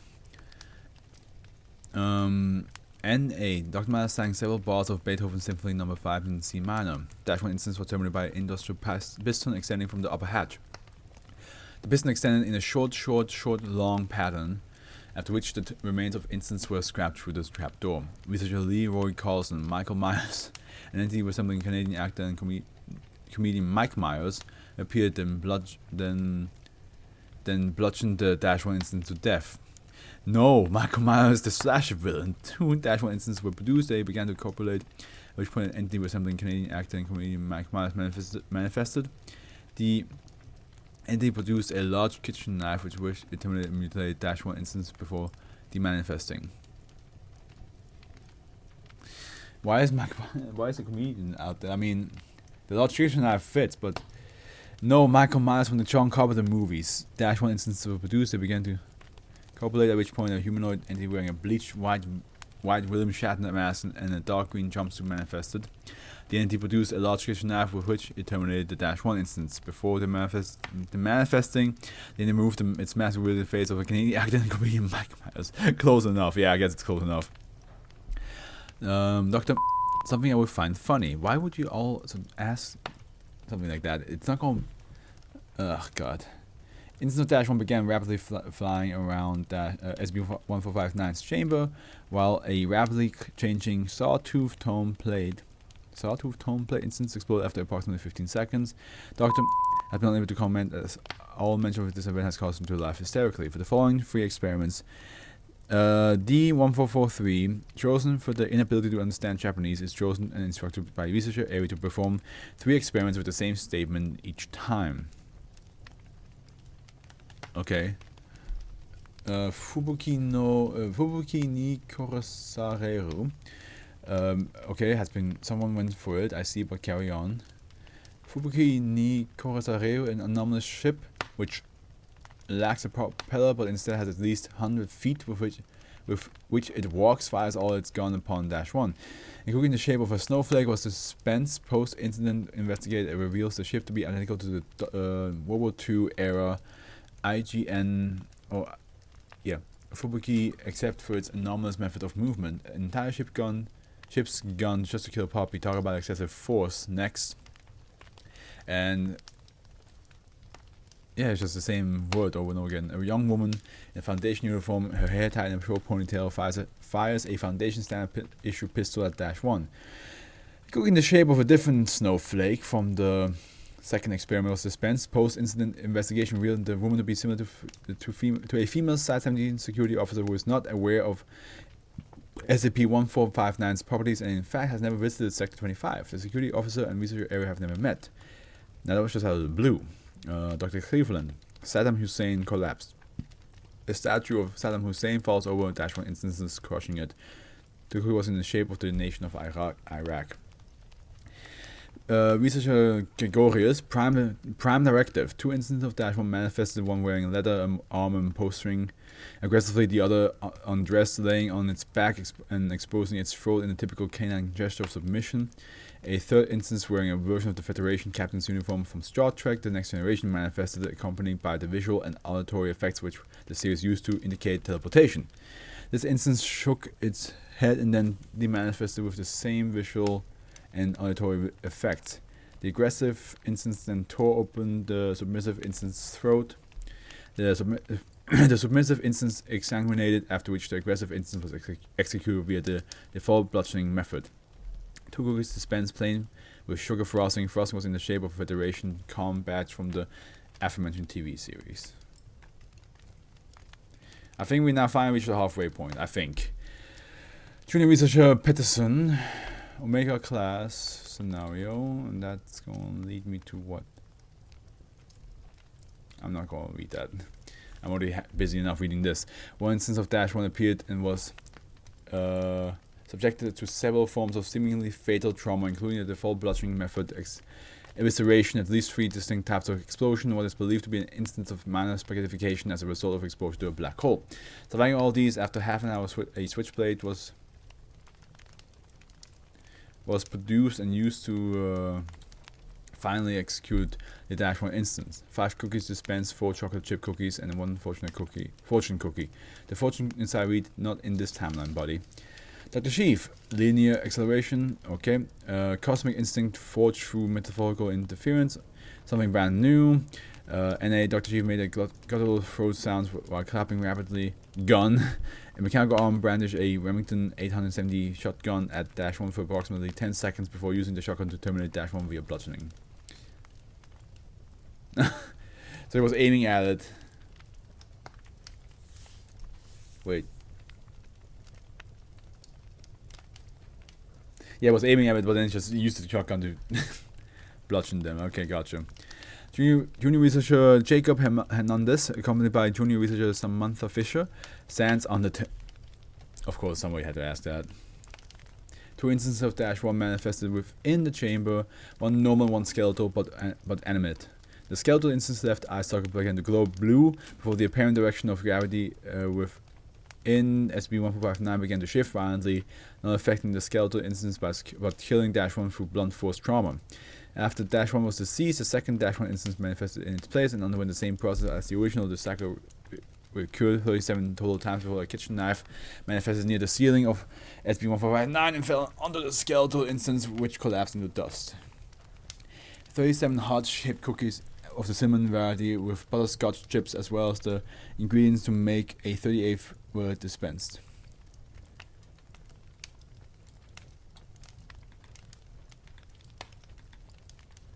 Dr. Branda. Everyone is dead.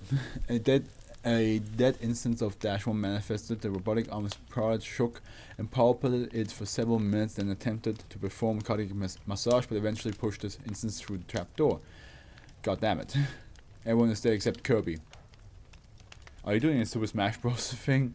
An instant of Dash 1 was disposed. The instance exhibited signs of anxiety for seconds before abruptly being vaporized by a luminous beam.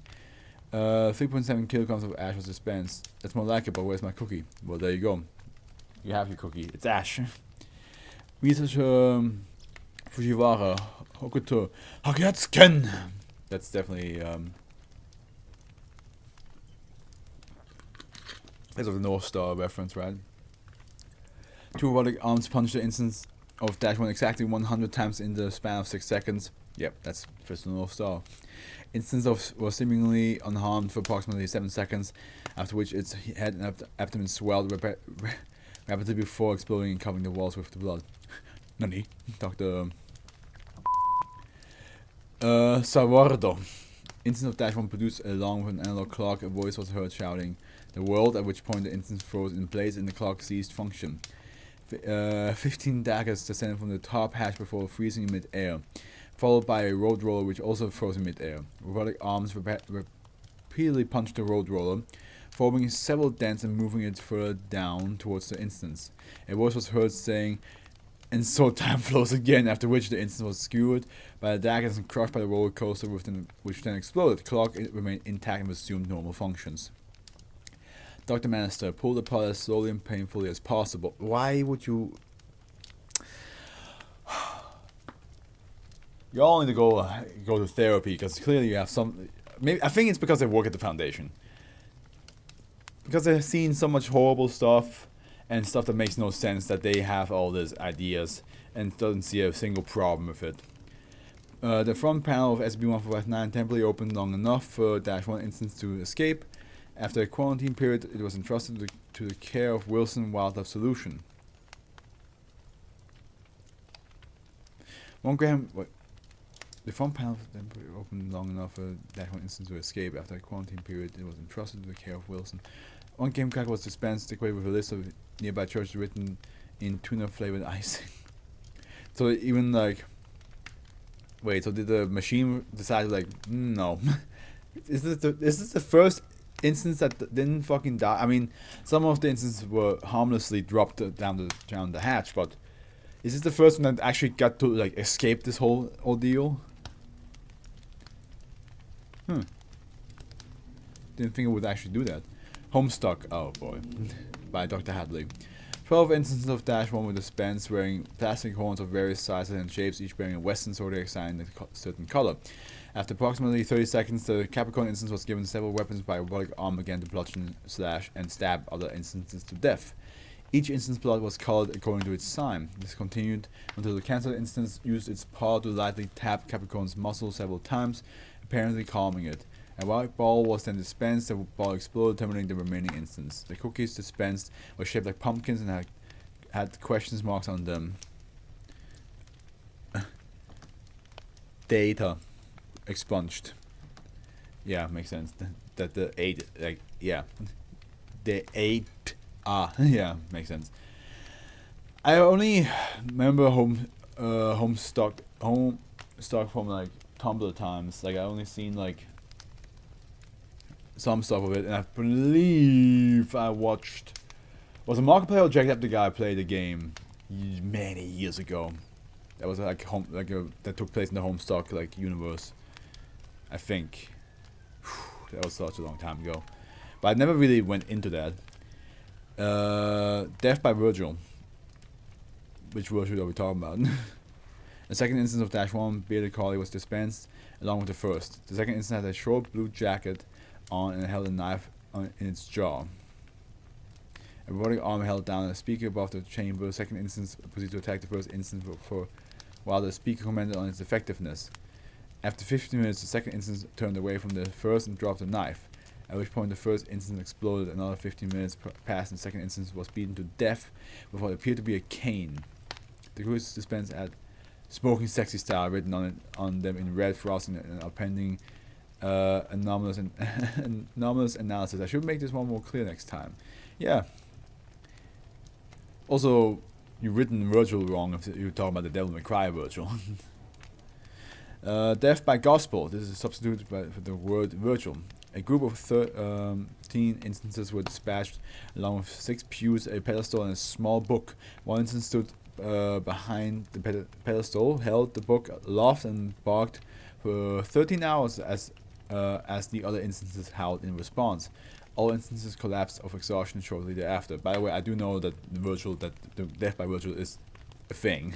I'm just saying, if it was meant to be virtual from Devil May Cry, it's definitely written wrong. Which, of course, at the end, they say it orally, they don't write down the idea, so I can see why the machine would think differently. 13 communion wafers were dispensed instead of cookies. There we go, I was looking for something more akin to this. Dr. Redmond, delete system 32. An apparently stillborn instance of Dash 1 was produced. For several minutes, the mechanical hands attempted resuscitation. The movements became more and more agitated, then smacked the instance several times and pushed it through the trap door. Instead of cookie, 1 tablespoon of flour was dispensed. Dr. Tyler, random crit.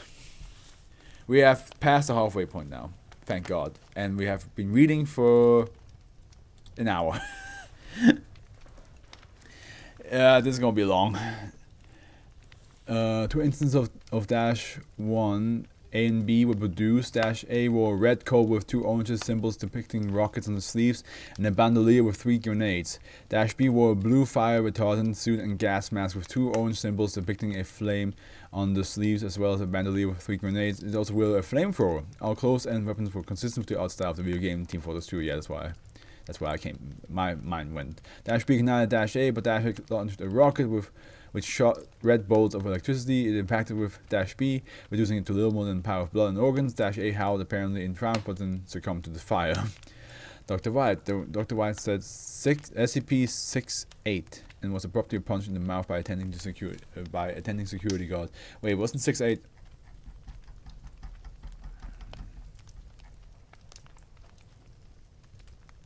The wire figure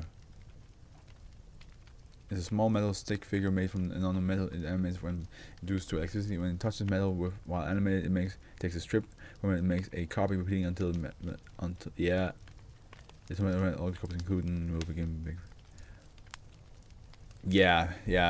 This was such a long time ago, but yeah, I assume that's the one it's talking about. Oh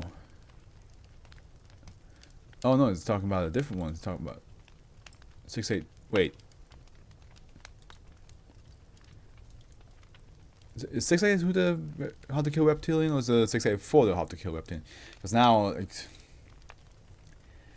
How to Kill Reptilian, I have an easier time like remembering like the Dash instance was produced. A figure made out of metal wire in a crude shape of a dot. Yeah, that's the one we just read. It appeared and touched the Dash A instance, causing it to die via an electric shock. The metal figure was then destroyed via the standard bludgeoning method. Dr. White is banned from further testing with SB-1459. 682. Yeah, so it is hard to destroy reptile 682. Yeah, gotcha. I don't know why 682 as a number for me. Even when I see it, I'm like, that's the How to Kill Reptile. But when I try to remember its number designation, I'm like, it's 684, which is not at all the case. I really don't know why that's the case with me when I do that. Dr. Ash, Death Ray. Dash A instance was produced and the chamber was filled with water. A whiptail stingray. Dasyatidae family with a white marking shaped like a canine skull on its skin swam out of the bottom hatch and stung the SB-1459 instance. I think when it says Death Ray, I think he meant like a laser. Stingray, a Dash instance was produced. The top hatch opened and a massive 0.5 meter long wasp of unknown species emerged. The Dash 1 instance became greatly distressed and started whimpering and pawing at the side of the chamber. The wasp then shot a faintly visible beam of light out of its stinger, setting Dash A instance on fire. So the Death Ray and Stingray got the meaning swapped. Tortured to death in the cruelest, most disgusting, most twisted, most humiliating, and most painful way possible. No activity for 5 minutes. Dr. Ashton approached the machine and trapped and then tapped on the side of the glass. A few seconds later, a sound played from SCP-1459 indicating that this method had previously been used. Oh, thank God we don't have to get an explanation of what it would have done. Dr. Walker, killed in the least painful and traumatic way possible. Dash 8 instance was produced, the top hatch opened and started releasing a pale orange gas. Upon inhaling the gas, the Dash 8 instance seemed to become excited and started panting and wagging its tail. Over the next 10 minutes, the tail began wagging at an increasing rate until its speed far exceeds what should be biologically possible. After 15 minutes, the Dash 8 instance exploded into a brightly colored confetti. Cookie produced with a frosted sugar cookie. Dr. Walker notes that this is a favorite type of cookie. Dr. Peterson, SCP-173. Two instances of Dash 8 were produced, the first of which were clothing similar to standard D-class uniforms, and the second of which was hairless and had been painted with sample SCP-173. The first instance displayed agitation and attempt to stare at the other instance, which remained immobile. After approximately 5 minutes, a curtain descended over the instance. A scraping sound was heard, followed by a loud snap. When the curtain rose, the first instance was dead. The second instance remained motionless until the bottom hatch opened and it fell through. Researcher revoked an accurate translation of the Voynich manuscript. Instance was bludgeoned with a large book whose cover read accurate translation of the Voynich manuscript. Book was dropped through the hatch with a dead instance. Dr. Ash, invasive surgery. A sound played. Okay. Dr. Ash, grief. 5 instances were produced. Instances were played together for 1 hour, at which point 4 of the instances were terminated by default bludgeoning method. Bodies were not disposed of. Remaining instances sniffed and poked the bodies, then climbed atop them and began howling and whimpering non-stop. Observers note that the instance manifested visible signs of malnutrition much more quickly than expected. After 6 days of whimpering and howling, instance starved to death. It was in the shape of a teardrop. Don't you fucking do that to me. 1459. Don't try to act like as if you have emotion. You're killing puppies non-stop, like Dr. Goldberg. Digging straight down. SCP-1459 filled with gravel with an instance of that SCP-1459 at the top. I guess Dash 1 is what you mean. The instance dug a hole straight down until it reached the bottom of SCP-1459, at which point the walls of the hole collapsed and the instance suffocated. Blown up by creepers. Several SCP-1459 instances manifested all but one dressed as creepers from the computer game Minecraft. The creeper instance surrounded the non-creeper instance and exploded. Researcher Evans, Burger King foot lettuce. Oh no. Dash 8 instance was placed into a small plastic bin of lettuce. 2 robotic arms wearing black cap-toed dress shoes stomped on the Dash 8 instance repeatedly until it was crushed to death. Dr. Lewis, oh hi Mark. Several instances of Dash 8 produced and reenacted the event of what was subsequently identified as the 2003 film The Room, with all dialogue replaced by barking and other canine vocalization. As at the climax, when the character of Johnny, originally portrayed by the film's writer-director Tony Wiseau, is supposed to shoot himself, an entity resembling the actual Tommy Wiseau manifested and patted the Johnny instance on the head, said, Hi doggy, took the gun from it and then shot it on the other instances. Wiseau then left through the hatch, which I think hi doggy is a thing he actually says in the movie, because there's a dog that he pets, I believe. No cookies was dispensed. Ongoing Foundation surveillance of Wiseau was interrupted by a series of technical failures at the time of this experiment. When surveillance resumed, Wiseau was eating cookies. Dr. Alex Colero, SCP-610, which was the flesh that hates. It's a contagious skin disease that can be transferred via physical touch. In fact,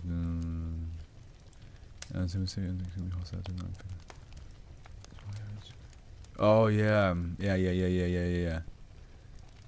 My God, it's been so long. Like the thing is that I have so many read so many SCPs that keeping all of them in mind is such a hard job. It's nearly impossible. But like reading them again, I'm like, oh yeah, I remember this. Let me actually read the first description again because I want. Yep.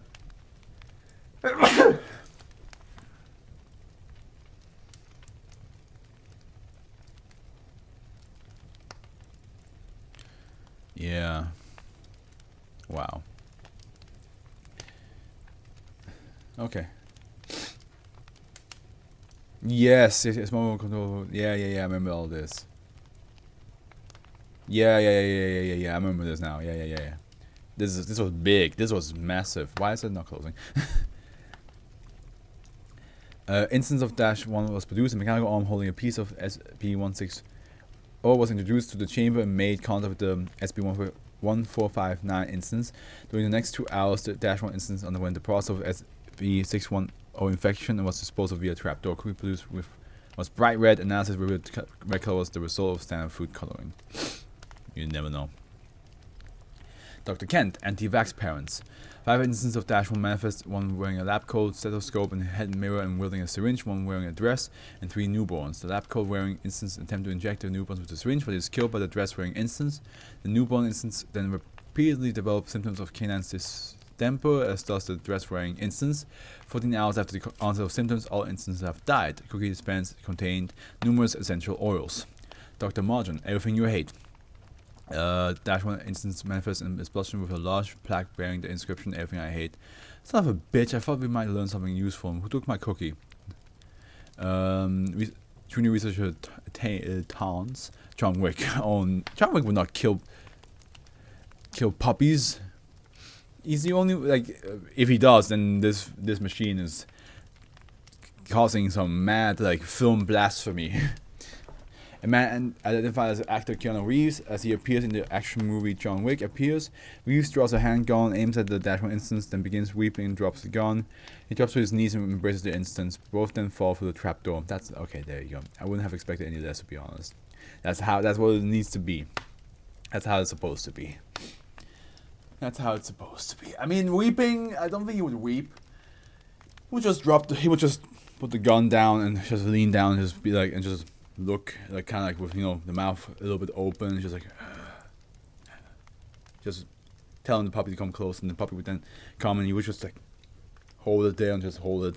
I don't think he would weep. Junior researcher Mistopheles Weird Al, a man identified as musician Alfred Weird Al Yankovic, as he appears in the music video for Dog Eat Dog appears. Oh no. Weird Al proceeds to perform the song Dog Eat Dog with a band consisting of instances of Dash 1. Following the completion of the song, the instance of Dash 1 proceeds to attack each other, biting off portions and swallowing them until only one instance remains. Weird Al then proceeds to consume the last remaining Dash 1 instance the same manner as the others before leaving through the trapdoor. Jesus fucking Christ, if you like a famous person, do not put their name in this. I can't listen to Weird Al the same way ever again. Yeah. Why would you? I mean, come on, man. Dr. A. Malice is back. A causality, a noise indicating this method has already been attempted. None. A cookie suspends in the deceased instance of Dash 1 raises from the trap door to the upper hatch of his machine, spontaneously and emitting partway through its ascent. Dr. Malice then speaks the word acausality for the second time. Dr. Clef, something I will do. We're doctors. You know what? I'm going to get Connie to use this thing, Dr. Clef. By anonymous decision of the O5 Council, Dr. Kontaki is banned from use of SB1459 O5. Wrong button. Dr. Margin, something that will never happen. Dash 1's bloodstream with a copy of Half-Life 3. Dr. Margin's cookie has still not been found. Dr. Sakamoto, Metroid. A green jellyfish-like creature latches onto SCP of Dash 1 instance, causing it significant distress as the creature proceeds to drain its bodily fluids. The creature detaches itself from the instance and floats up to the hatch. The instance, now a withered husk, disintegrates into dust. Cookie emits a bright purple glow and had a rejuvenating effect on Dr. Sakamoto upon consumption. The energy tanks. Dr. Flipper, dumb ways to die. So many dumb ways to die. Dumb ways to die. Blue Dash 1 was dropped into a compartment and spontaneously caught fire. Now I want to listen to the song. The instance ran towards the front of the machine before bursting into flames. Another 20 instances of Dash 1 manifested and were killed, varying ways resembling the Australian advert Dumb Ways to Die by Metro Trains. Best advert, by the way. They knocked that shit out of the park. It's catchy, it's funny, it brings the point across. After the final instance was killed, a hologram appeared on the back of the machine saying, "Be safe around trains," underneath the Metro Trains logo. The received cookie was in the shape of the character Stumble after his death in Dumbway. Oh, yeah. Do they have names? I mean, I played the game, the app game. I didn't know they had names. Dr. Margin, current events. SB1459 filled with red currants and black currants. Genius ripes until that one was crushed. Red currants? I'm not sure what those means. No, current spelled with an E. SCP-1459 filled with copies of 1985 jazz album Current Events by John Abercrombie with Mark Johnson, Peter Erskine until that one was crushed. Which is a clever way, by the way. This is good, right? I like this. It's saying current events, right? Which then, but the SCP is constantly not doing that. This way you keep this SCP timeless, because like if you were to say current events and then you see like it's like a reference to some like political event, then in 10 years when somebody were to read this, they're like, oh yeah, this is from back then. But since he's not writing down any events, it's up to us to interpret when this SCP was experimented on, and so on and so forth. So that's pretty clever. No, I mean the news. Trampled by death. I heard of news. No, I mean what's happening. Torn apart by 5 human identified as primary cast of the American Situation Company. What's happening? ABC 1976 till 1979. You're doing this on purpose, aren't you? Dash one eaten by a spectacle porpoise. Porcona dioptica. All that and no damn cookie. Not one.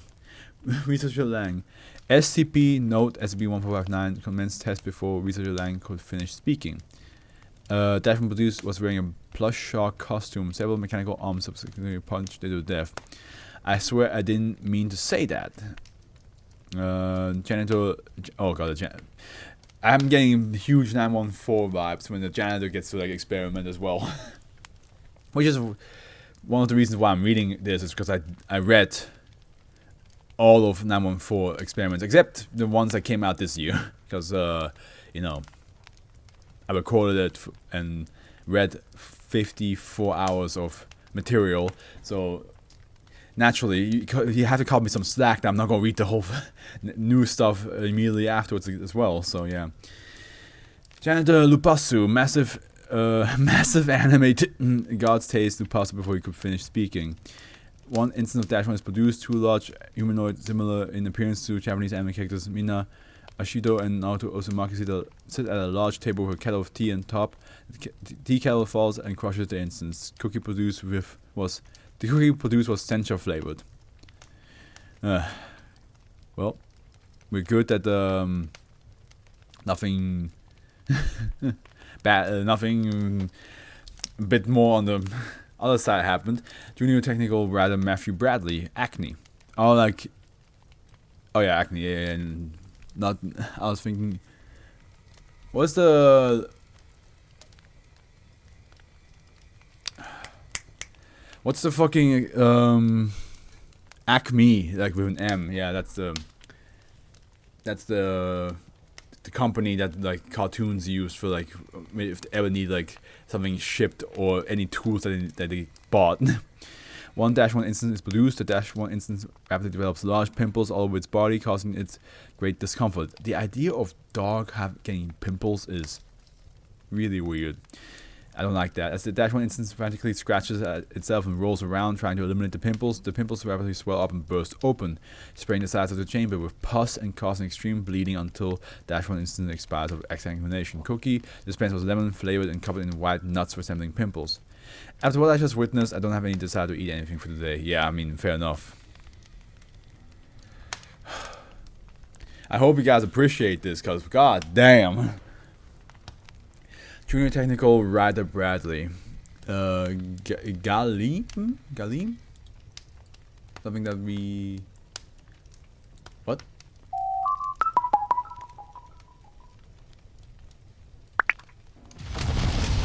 Oh, yeah. Of course.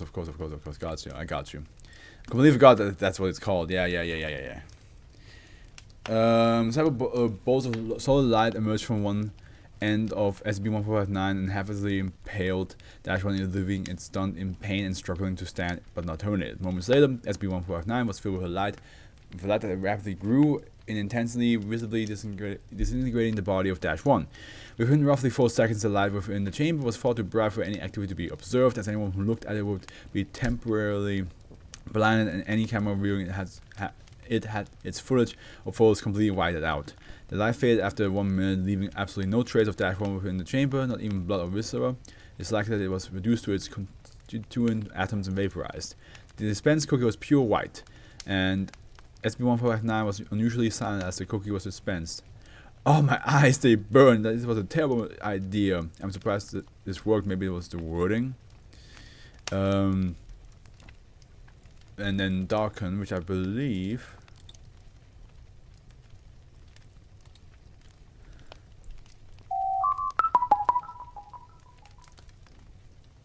was the other one, right? Yeah. So that's like, yeah, because it had multiple forms. I remember now. The light within SB-1459 deemed as though absorbed by mysterious force, and -1 legs were impaled and pulled apart by several dark tentacles that emerged from the side of the chamber, causing it to cry out in pain. Moments later, several more tentacles emerged from the bottom of the chamber and impaled -1's body, lifting it up into the air. -1 did not cry out despite bleeding profusely and was likely terminated instantly by the destruction of its brain and heart. The tentacles began lifting -1's corpse into the hatch at the top of SB-1459, while the light within the chamber continued to dim. Within 4 seconds, the chamber's interior stopped reflecting light entirely, though thermal imagery showed the corpse of -1 vanishing into the space at the top of SCP-1459. The usual array of robotic arms emerged from the hatch and cleaned the chamber as normal. The chamber of SCP-1459 returned to normal lighting after 1 minute, by which time the corpse of -1 had been fully disposed of and the chamber had been completely cleaned. The dispensed cookie was pitch black, as though charged chemical analysis indicated that the cookie was not actually burnt. SCP-1459 was silent while dispensing the cookie. I don't think eating the cookie counts as chemical analysis. Agent Fox, please just let me pet one. An instance of -1 with an identification card reading Scott R. Fox walked to the front of SB-1459 and the front glass opened. However, when Agent Fox reached for the instance, SB-1459 abruptly shot and the instance was terminated via default bludgeoning. Agent Fox was restrained due to excessive aggression after assaulting SB-1459. No cookie was dispensed. Yeah, I imagine that would be annoying.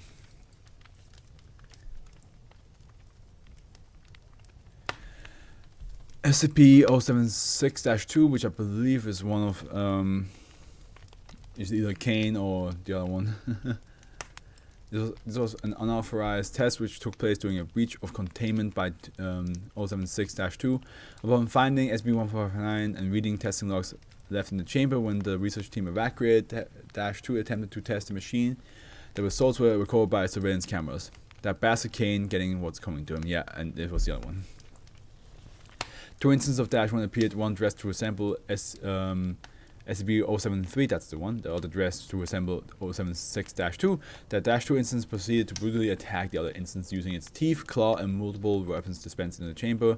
Upon the death of the first instance, the second was terminated via default bludgeoning. -2 was seen to cheer and clap during the termination, but became angry when the second instance was killed. Cookie could not be identified as -2 aided. -2 was subsequently recontained. Dr. Cameron, SCP-4999, well, we won't know what that one does. We will get a hint what it does. One instance of -1 appeared wearing military K9 tactical gear and appeared to collapse, at which point shutters lowered over 1459's viewing port. 5 minutes later, they lifted. The 1459 instance had died of unknown causes, while the gnawing on what appeared to be a rawhide.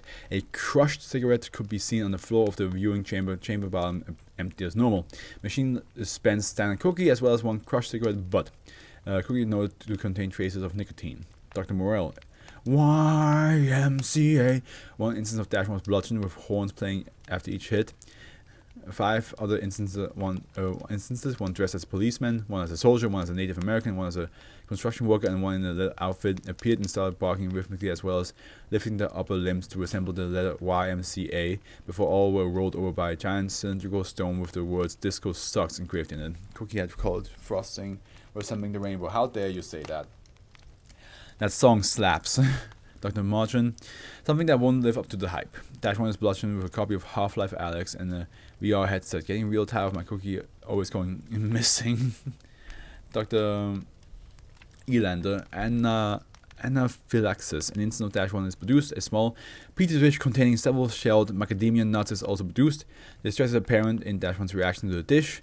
Dash 1 eventually slumps over on the ground. It can be concluded nuts induced anaphylactic shock, which went untreated. Dr. Elander, being deathly allergic to tree nuts himself, experiences similar symptoms after the cookie was dispensed.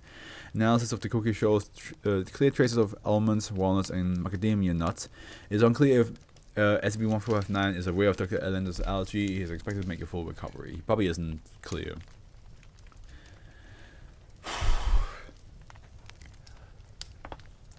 Okay, wait, I'm gonna highlight this and see. There's so much.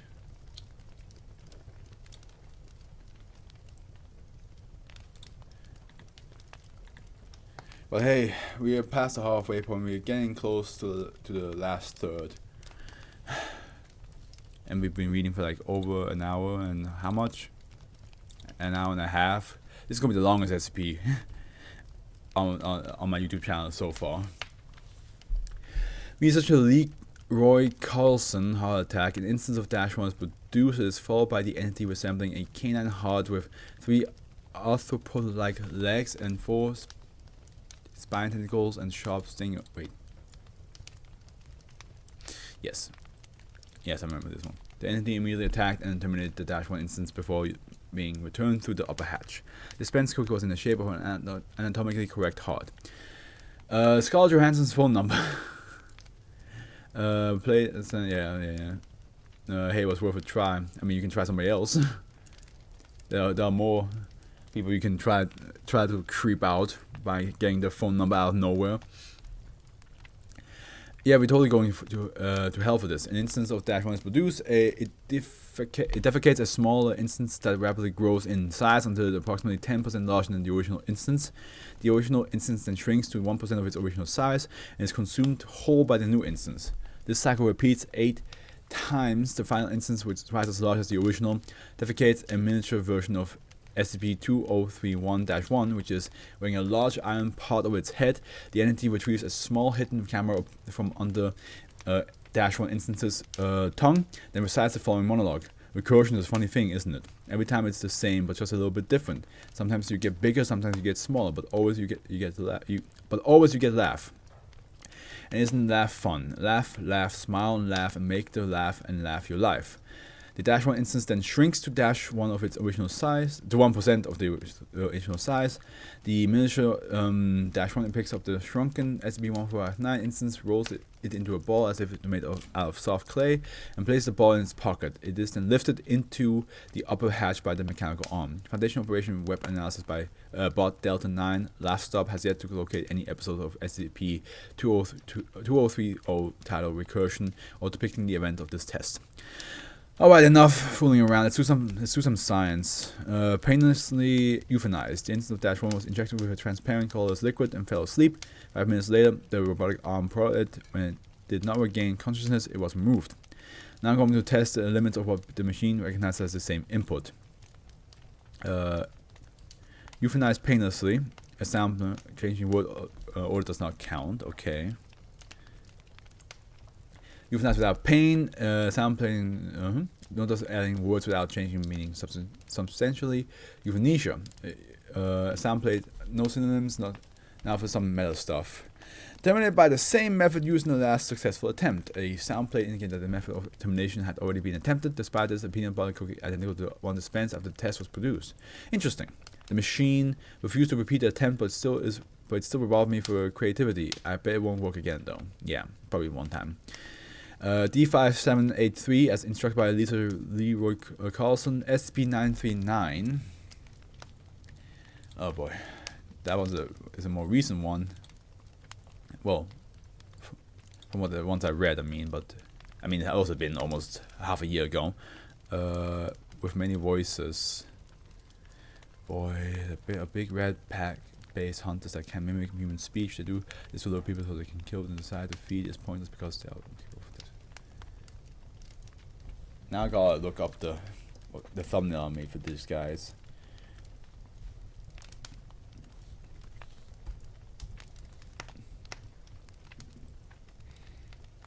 Oh yeah. See, looking at the thumbnail helps a lot. It helps a lot. Note D5783 was told that SB939 is a large neon green octopus. It was definitely established that D5783 has no knowledge of the real SB939. Anti-resembling a miniaturized SB939 specimen manifested in imitated various canine noise before violently terminating the Dash-1 specimen. It was then returned to the upper hatch. Interesting, even though the player had no knowledge of SCP-1939, SB939, there's no 1. The object was still able to generate the correct effect. This indicates that while the object is capable of reading minds, as seen with the various something I would like tests, it can also access information from other sources. However, the Fubuki ni Kosareru test also show that it has trouble objectively evaluating terms with more than one possible meaning.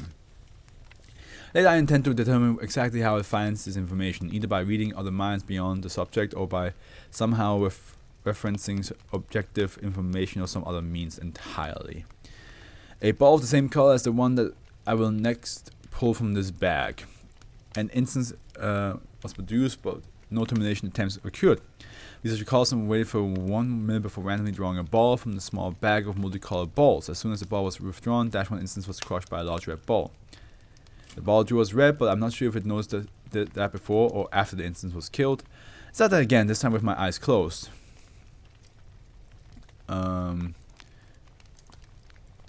Fucking just a little bit. A cube of the same color as the one that I will next pull from this box. An instance, Dash-1 instance was produced, but no termination attempts occurred. Researcher Carlson waited for 1 minute before randomly drawing a cube from the small box of multicolored cubes.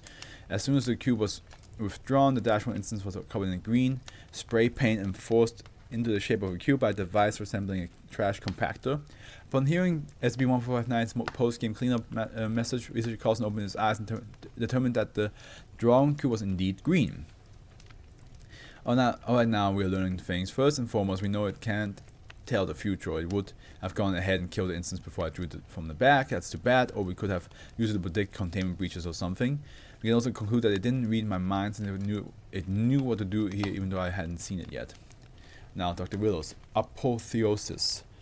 An instance of Dash-1 was produced from SCP-1459's base on a rising cylindrical platform. Dash-1 began whimpering and producing and intensifying white luminescence from its eyes. Dash-1 then floated through 4 inches from the base before convulsing and dropping limp on the platform. Dash-1 remained unresponsive for 2 minutes as the glow from the eyes dissipated.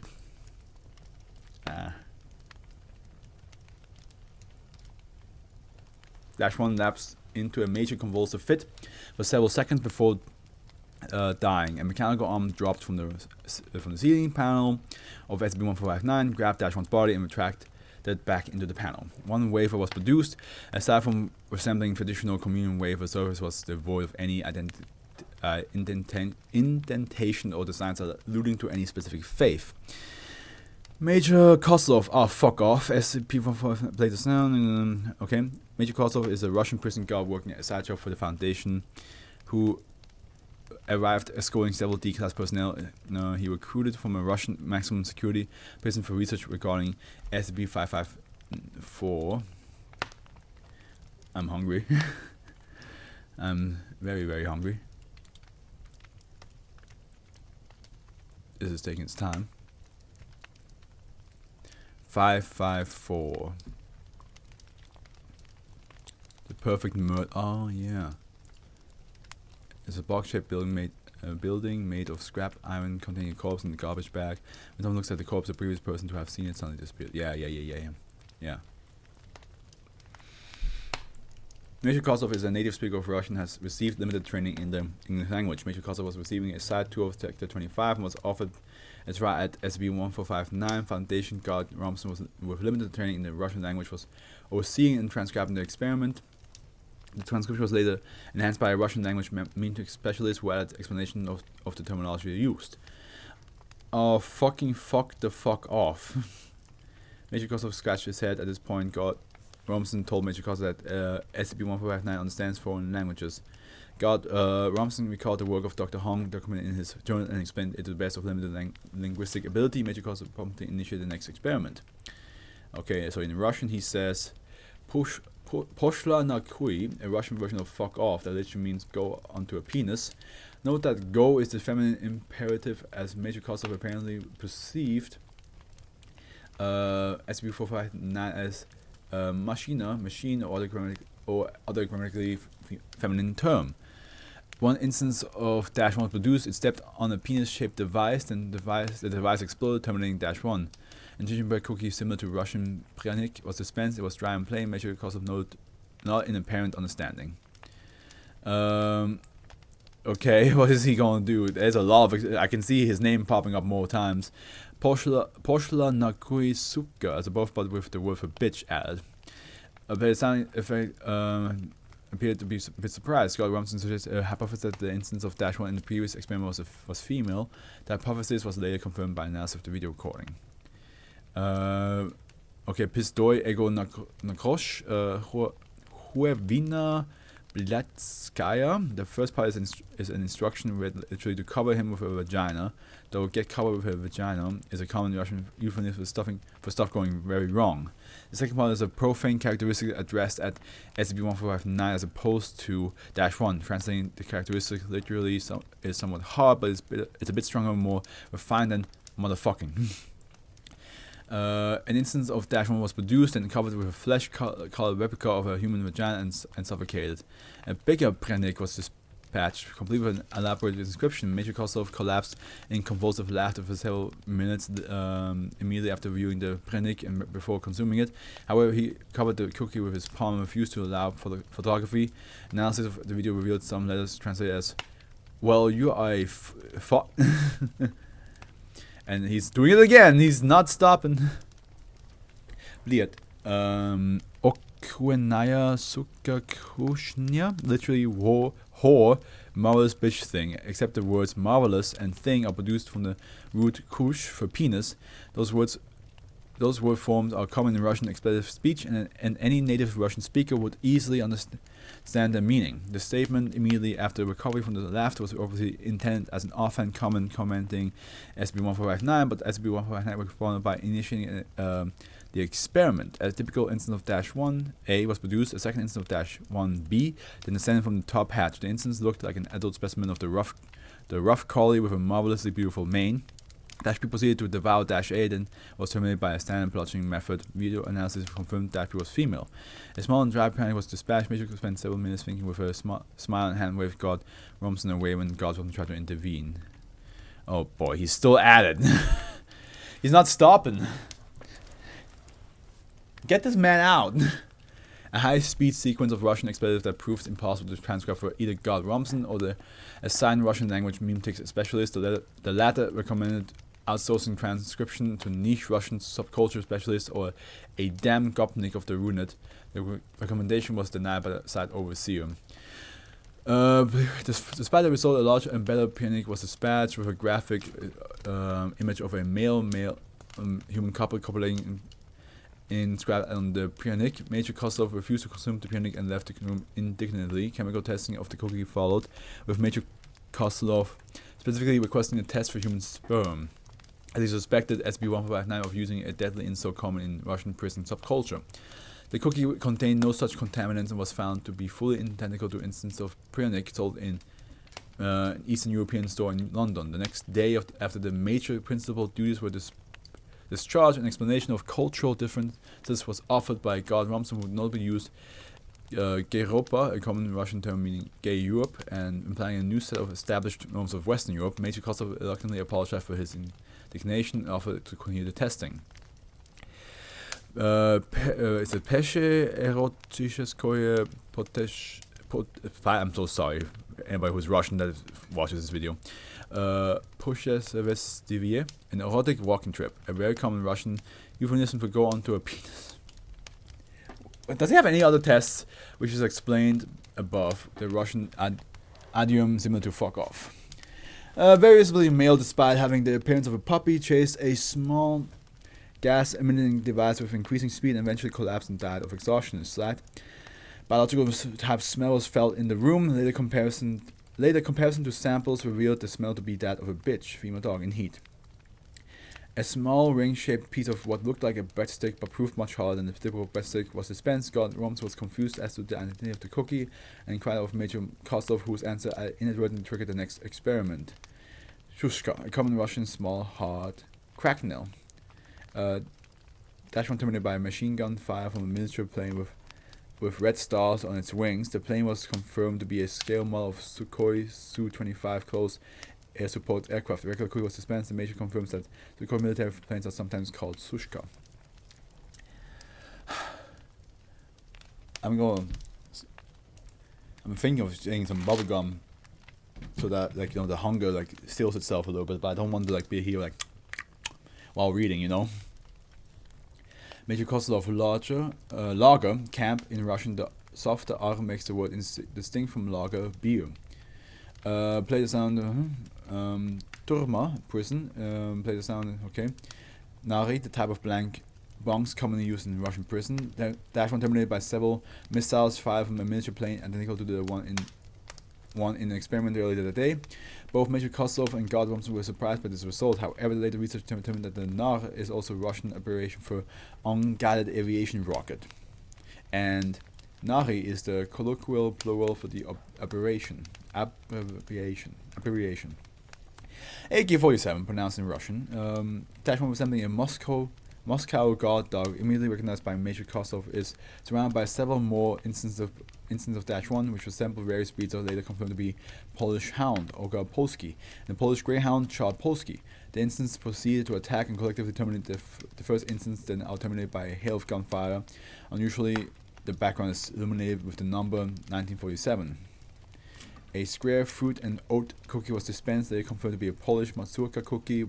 Major Kozlov recalled that the Armia Krajowa Home Army, a Polish guerrilla organization, was active against Soviet and pro-Soviet forces in Poland and Western Ukraine in 1947. How many times more does this guy get to experiment with this thing?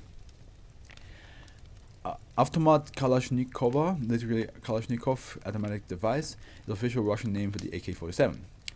Dash 1 is run over by a model car large enough to terminate it immediately. The look of the model car can be described as retrofuturistic. Major Kozlov at first mistook it for an old Soviet model named Moskvich. Regular round cookie was dispensed. The degree of surprise prompted personnel to use their mobile phones to research publicly available information. The research revealed that in preceding weeks the Kalashnikov company had revealed a prototype.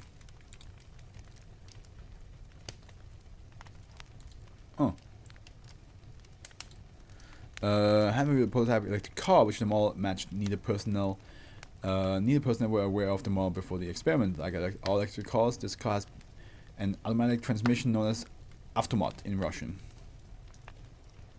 Okay, it looks like he gets to have a break after this, finally. Автоматическая винтовка Kalashnikova подпатрон 7,62. Kalashnikov automatic rifle for the 7.62mm round. Play the sound indicated Major slapped is sad disappointingly, but avoid expected comments in order to avoid starting a new experiment. At this point, God Robinson has been thinking since a previous experiment whispered a new idea to Major who not understood side. God Robinson.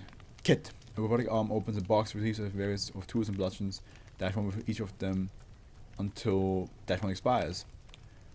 Kit, again, by Major Kozlov. Causing the body of water that rose from the bottom hatch, and Major Katation devours Dash 1. Means whale in Russian. SCP-5554-2, formerly D13 845R, formerly Petro Poroshenko kit. Play the sound. Okay. Dash 2 was a repeat offender burglar in a Russian prison. Ethnically and culturally Ukrainian, he was not related to the then president of Ukraine, with whom he shared a name. He was recruited from a Russian prison by Major Kozlov and brought to Sector 25 for exposure to SCP-5554 in an experiment to find out whether records of President Petro Poroshenko would be affected by the erasing effect of the SCP-5554 Bojum event. The records of the prisoner back in Russia would also be checked, while the experiment resulted in apparent failure. Dash 2 was asked to think of a unique adjective to add. Shririkit, whatever that means. Dash 1 was visually attacked by a feline creature resembling a common house cat and following claw cuts that destroyed both of its eyes and also its nose, terminated by a bite to the throat. A review of records showed that the creature was not a house cat but an instance of Felis sylvestris libica, the African wildcat commonly considered to be the ancestor species of the house cat. Kit is the Ukrainian word for cat, the exact similarity of whale in Russian and cat, and in Ukrainian is a subject of jocular Russian-Ukrainian conflict and is cited as a slogan in serious Russian-Ukrainian conflict. A cat was most likely requested in a previous experiment, resulting in an apparent failure. Shiri is a Ukrainian adjective meaning true, real. It is a stereotypically Ukrainian word and is used for true Ukrainian patriots, often derisively. Dash 2 eventually underwent SCP-5554 Bojum. Records related to the president of Ukraine were not erased. Significantly diminished Major Kozlov interest in the experiment. The Major soon departed. The site overseer InfoSec assistant expressed reservation about his motive and possible additional affiliation, and a report was submitted to O5 Command following God Robinson's ingenious suggestion. He was promoted to the junior researcher initially on a trial basis while retaining his level 2 security clearance. I'm sorry, guys.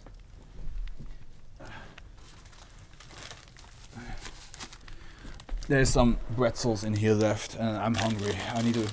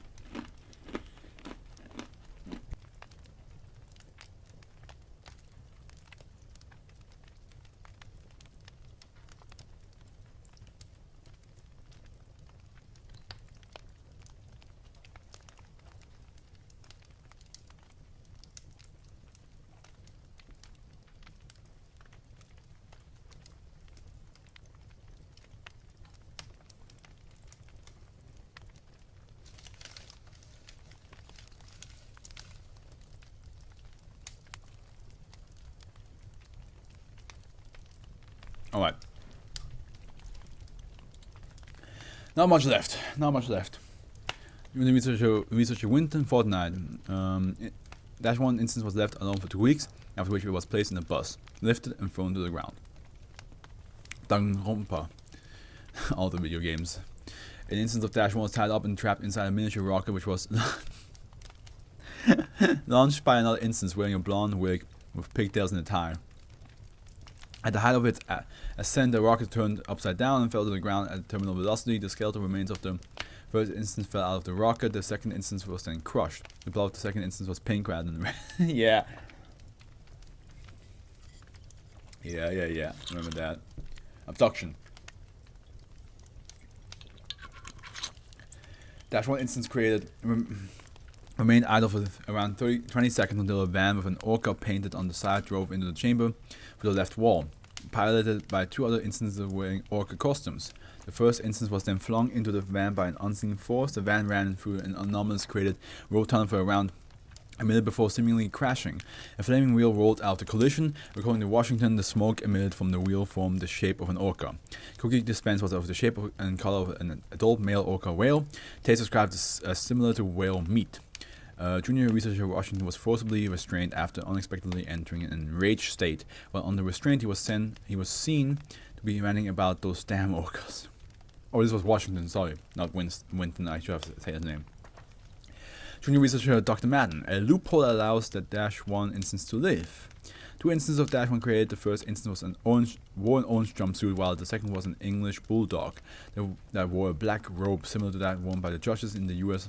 legal system. The second instance sparked for approximately 3 minutes before the first was harmlessly released into a trapdoor at the bottom of SB-1459. The second instance was then bludgeoned to death using the standard method. Dr. Madden did this test over a video call on a private network, saying how he was stationed at Site 19 at the time, and wanted to test if SB-1459 can be used while in a different location. While cookie provided was standard, the -1 instance anonymously appeared on Madden's desk. Madden proceeded to vomit into a trash can following completion of tests, and then requested testing of the cookie for anomalous and or harmful qualities. Cookie was indeed known and harmless. I mean, it's one thing to read about it, but to see it, Christ.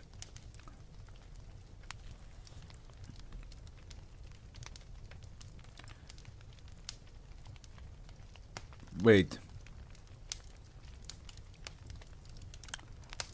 Which -1 instance though? There's one that got harmlessly out and one that's bludgeoned. So why did he vomit? Oh, following completion of the test. Yeah, he's witnessed now. He's like, oh god. But hey, one of the dogs survived. Thanks to you. Hey, Tim again. Something that could somehow make me enjoy this. Oh boy, this is a long one. The first -1 instance manifests with a second entering through a door wearing a bathrobe. Both instances began barking at each other in a moderate volume, with the first instance responding to the second aggressively. SB-1459 then changes its environment to match that of a beach, while both instances of -1 walk to it. The second instance then proceeds to use SB-1459 to produce a mechanical arm with a pistol. This behavior of -1 instance utilizing SB-1459 has not been observed before this test, which is then used to intimidate the first instance into digging a hole and burying itself up to the neck. The second SCP-1459 instance has then appeared to use SCP-1459 to produce a security camera to presumably record the first instance, as well as a television set showing footage of a third instance buried neck deep in sand while ocean tides splash on its face. The second -1 instance then exits through the trapdoor, leaving the first -1 instance buried in the sand as what it manifests. Within SCP-1459 proper, eventually drowning the instance. The second instance remanifests as all water drains out. The scenery then changes into an indoor setting. The instance disrobes and proceeds to go into a shower. 2 more instances of -1 appear, hidden by a lack of lighting, with silhouettes similar to the first and the third instances. The second -2 instance exits the shower, confronting the 2 new instances. The 2 instances are now viable, being visually similar to the first and third instances. However, they deviate in the fur is now an aqua green color. Numerous barnacle-like growths appear around the orifices and gargling water affecting the instance's vocalization. The second -1 instance attempts to use SCP-1459 to neutralize the other instances through pistol shots, standard bludgeoning, a switchblade, and a flamethrower. None of these methods prove effective, causing the second instance to hide into a second room. The other instance manifests in the room using what is effectively the act of teleportation. The second instance begins mimicking the human behavior of laughter as the environment of SCP-1459 changes into various colorful patterns. SCP-1459 then proceeds to fill itself with sand, burying the second -1 instances up to its neck. The other 2 -1 instances disappear from SCP-1459 as the second drowns. The normal message at the completion of the test include the phrase "Thanks for the ride, lady," as the standard message. The cookie anomaly appeared on Dr. Manhattan's desk, was determined non-anomalous, and was flavored with sea salt. When questioned, Dr. Manhattan explained that the test was a reenactment of his favorite scenes from the anthology horror comedy Creepshow. We didn't have Creepshow in Switzerland. We had Cartoon Network and Boomerang and all that stuff that showed us like in English. Some of them would translate them into German, but the majority of Cartoon Network was all English. But I never got to see like Goosebumps or Creepshow or Scary Stories to Tell in the Dark as a child, because we didn't have that. So yeah, I think if I grew up with that, I would have immediately recognized that episode. Or I could have, I could have watched that. I could watch the show now and just see what it's all about. But it's of course aimed for kids. Although there's still some scary parts in it. Or eat the rest. I'm sorry, guys.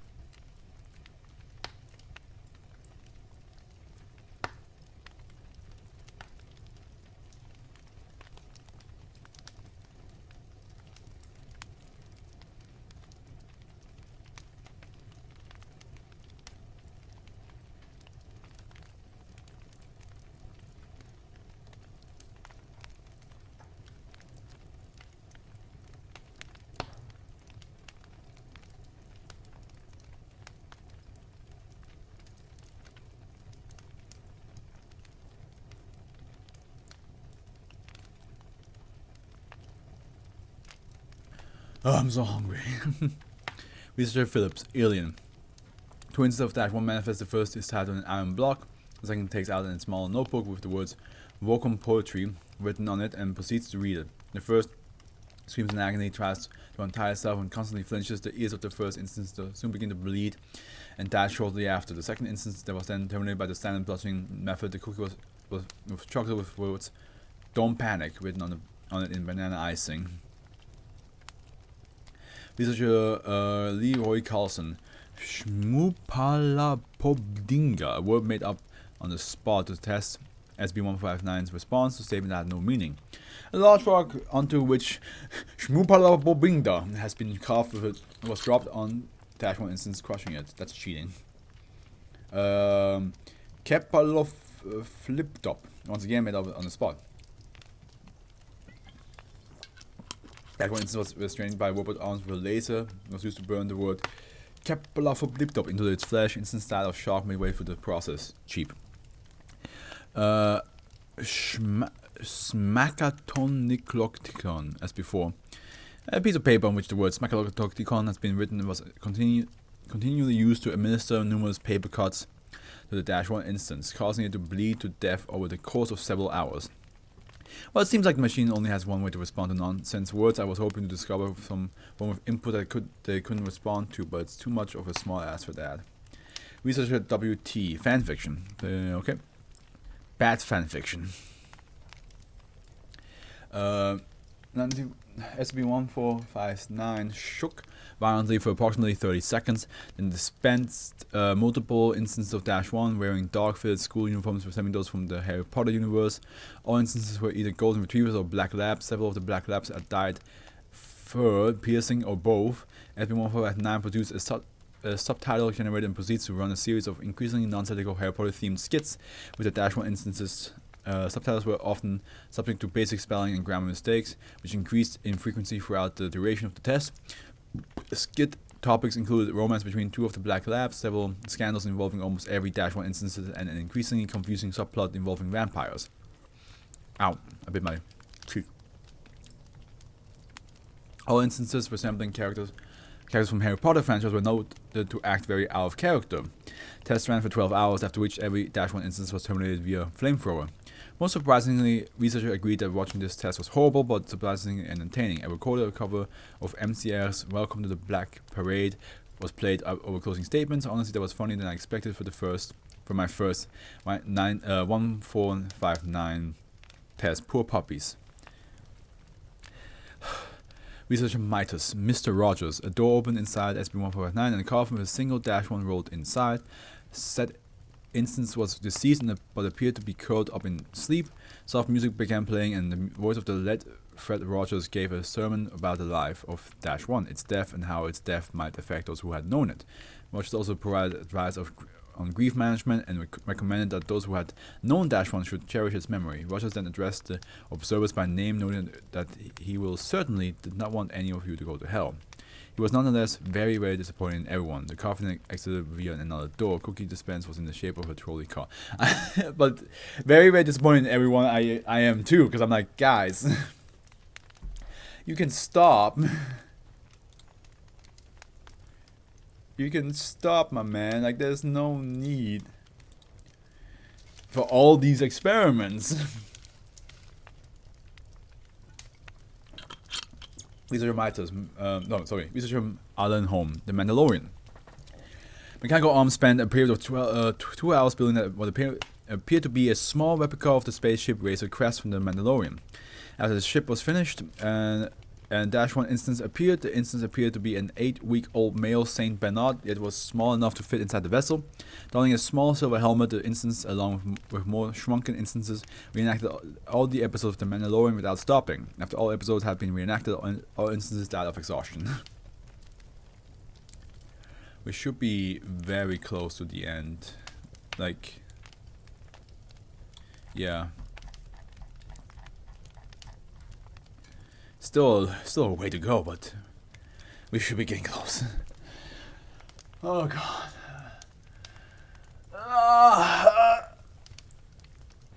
Researcher Leroy Carlson Research relookers performed a portion of Careless Whisper on tenor saxophone. Oh god.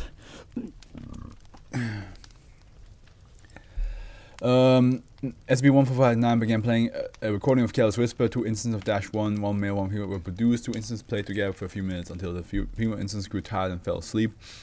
SB1459 then produced another female instance which played with the male instance for several more minutes. The first female instance then awakened, at which point she began barking angrily at the other 2 instances before sitting down at the corner of the booth, facing away from the others. The male instance returned to the original female instance and attempted to play with her, but she ignored him. While the male instance was attempting to play with the first female instance, the second female moved to the opposite corner and sat down, facing away.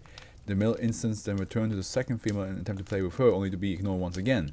The male instance placed a circle bow in the booth, whining, then sat down at the center and howled. The song then ended, and all 3 instances were immediately terminated via the default bludgeoning method.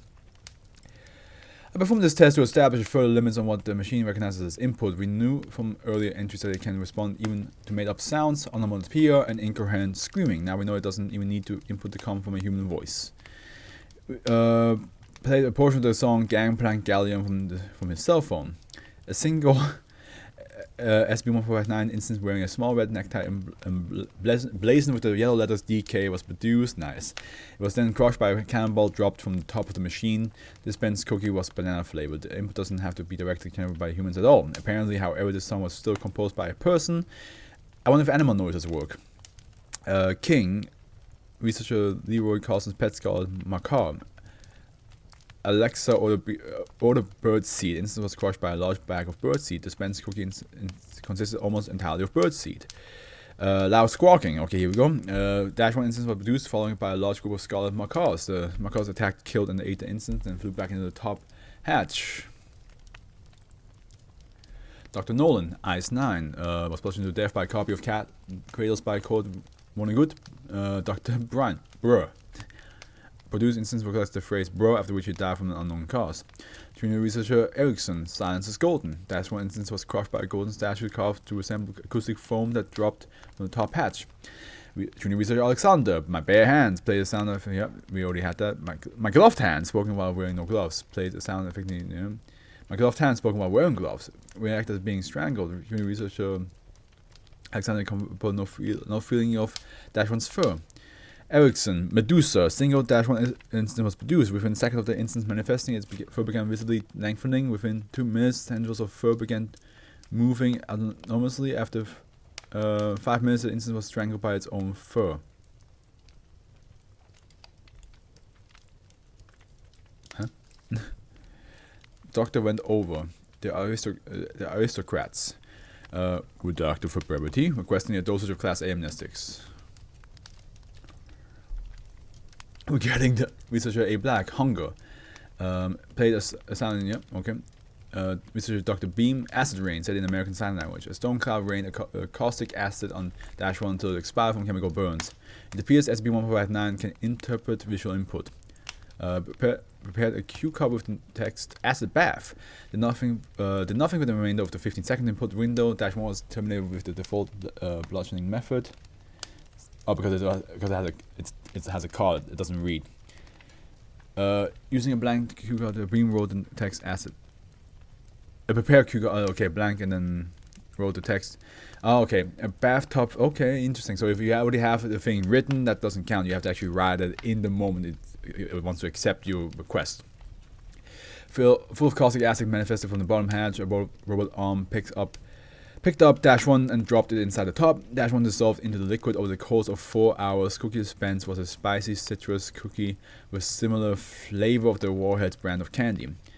A prepared cue card with the statement, use a blank to cut the puppy into a small hard shapes. Dr. Bream wrote laser in the blank area. A laser was used to bisect Dash 1 from the snout to the tail. The corpse was disposed as usual. It appears Dash 1 only accepts inputs actively made during the input window. Yeah, exactly. Dr. Bream again, a prepared computer queued to a portion of the Hammer Girl and Baseball Batman segment of the Raid 2 was brought in. Dr. Bream took 3 seconds to write 2 discs on a cue card and press play. Reenacted fight using 3-1 instances for exactly 12 seconds. A robotic arm then grabbed a hammer and bludgeoned all 3 to death. A prepared cue card reading Gunpowder Buffet, choking on 100 bullets, was made by Dr. Bream. Dr. Bream wrote Gunpowder Buffet on a blank cue card. A robotic arm force-fed -1 bullets. After 20, it appeared to die of asphyxiation. The robotic arm continues to insert bullets into the instance until exactly 100 bullets were inside the I'm gonna have to watch something fun after this. I mean, this is depressing, man. Researcher Dr. Bream. We've been at this for 2 hours, and I know I had an hour from the original stream, so that's gonna be a 3-hour video, 3.5 hour most likely. Researcher Dr. Bream, still, a 20-page document detailing an extremely specific execution method involving redacted titled the Gamma Jason Everest procedure was prepared.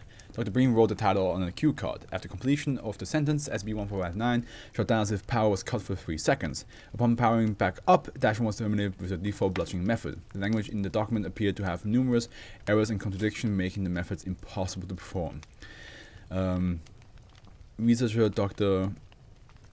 Alright, still Dr. Bream. A revised version of the Gamma Jason Everest procedure approved by the Foundation's legal department was prepared. Dr. Bream wrote in the title on a cue card. At the completion of the sentence, SB-1459 shut down as if power was cut for 3 seconds. Upon powering back up, -1 was terminated with the default bludgeoning method. There might be a limit to how much information SB-1459 can process. Advice for testing. Researcher Hummel, the Thing, a large shirtless humanoid whose skin appeared to be made entirely of orange rocks, emerged from the upper compartment, yelled it's clobbering time, bludgeoned the instance of -1 with its fist. Cookie had a large 4 on it. No, the Thing from the John Carpenter movie, the one that was based on the John W.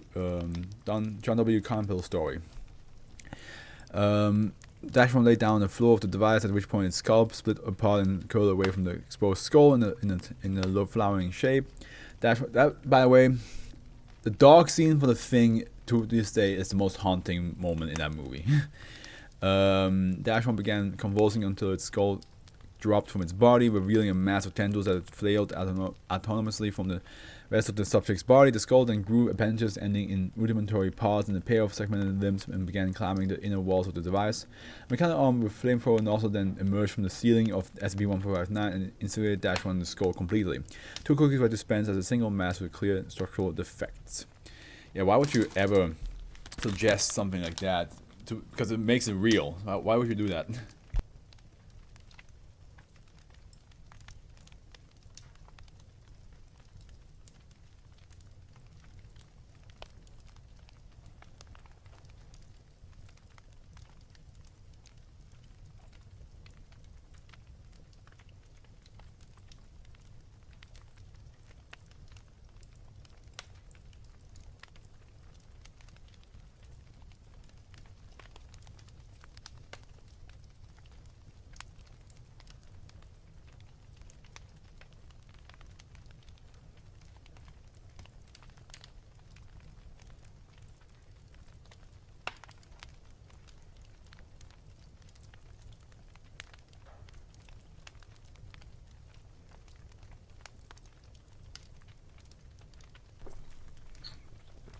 Thank God for salt, man.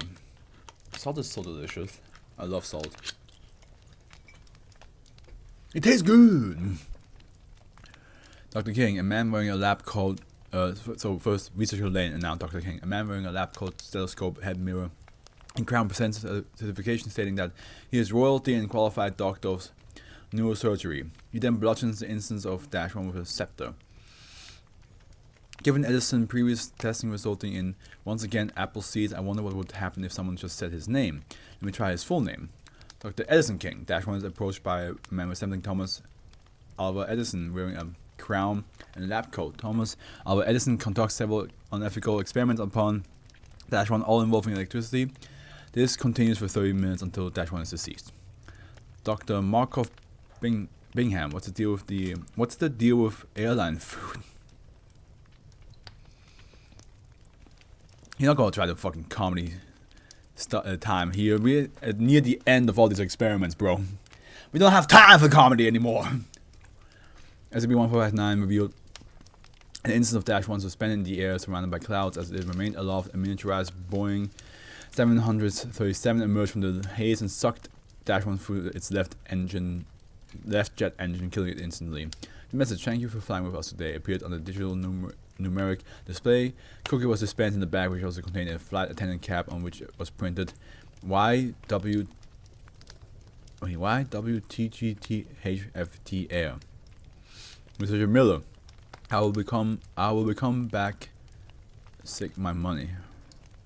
2 Dash instances are lowered into the central chamber. The first instance explodes into numerous paper banknotes according to $50, followed by the second being terminated via the default bludgeoning method. 10 seconds later, the second instance is revived and transformed into an adult Holstein cow, both Taurus, and again being terminated via the default bludgeoning method. Dr. Esklovich, your mama. This is some good steel. Why won't you tell me who made these for you? Or who got these for you? Your mama. 2003 TMNT is peak. It's my favorite. Of course, there's some really good TMNT still afterwards and before that. But 2003 one is definitely my TMNT. That's the one I go for. Several Dash 1 instances appear wearing vests with YWTGTHFT written across them. They gather around the center of the area and seem to build a smaller version of SCP-159. How this was accomplished is unclear, as there were too many instances blocking the view. I cannot read anymore. It's been almost 3 hours. Well, no, it's been 2 hours, right? So one of the instance blocks at the smaller machine which manifests a mouse inside of itself and is then bludgeoned to death, following which a dog treat was dispensed. The Dash 1 instance appeared to celebrate before all terminated by the default bludgeoning method. The small SB-1459 then ascended via unknown means through the top hatch. Cookie dispense was shaped like SB-1459. The 70s. Dash 1 instance shows signs of extreme age, beyond what is possible for a K9 instance, perishes almost immediately after creation and proceeds to fall down bottom hatch. Cookie dispense was stale. The 1970s. Instance produced is burned rapidly via flamethrower. Cookie dispense was burned. The decade known as the 70s. Because yeah. 2 instances are produced. One dressed in Roman legionary armor and one dressed in the clothing reminiscent of Germanic tribal armor. The 2 engaged in combat simultaneously, killing each other. After a period of 8 minutes, both bodies dropped down to the bottom hatch. The decade known as the 1970s. A small 1975 Ford Mustang carrying 3 instances dropped in the chamber. Each instance is wearing a different outfit stereotypical of the era. And the car radio is playing Roundabout. I've been around about. By the band, yes. One of the instances is shown smoking an unknown substance and falls out of the vehicle shortly after doing so. Instance is unmoving, likely dead. The instance in the driver's seat appears to be very responsive to the song, bobbing up and down to the rhythm. The car spontaneously indents itself in a manner similar to the car crash, terminating the driver and forcing the remaining instance to leave. A small paper drops down from the top hatch in front of the instance with the word "draft" written upon it. A 4th instance of the Buckha breed emerges from below the crash vehicle, likely coming from the bottom hatch with a pistol strapped to its side. The 4th instance shoots the remaining of the original 3, and it is then sprayed with napalm by the machine. Everything falls through the bottom hatch. Cookie dispense was laced with LSD, proven via oral examination by Dr. Esklovich. Dr. Esklovich has been banned from further use of SB-1459 and has been readmitted to the rehab. Dr. Lan Jiangwen, a famous Chinese director and actor. 2-1 manifested and barked at each other for 3 minutes, at which point a curtain obscured the view for a moment before lifting, revealing another 2-1 instances lying down together quietly. The curtain covered the walls several times. The scene changes each time it was lifted. Finally, one of the -1 hanged itself. The song "The Sun Also Rises" by Hisaishi Joe was played, followed by the ending message. Cookie dispense with a note reading, "We killed the dog for the cookies." Dr. Cobalt, go to heaven. -1 sprouts 2 small wings and flies up into the hatch of SB-1459. Nothing happens for 5 minutes before -1 falls from the hatch, dying on impact. Cookie dispensed was a rogaliki, a type of Polish cookie. Dr. GS. Nanomachine, son!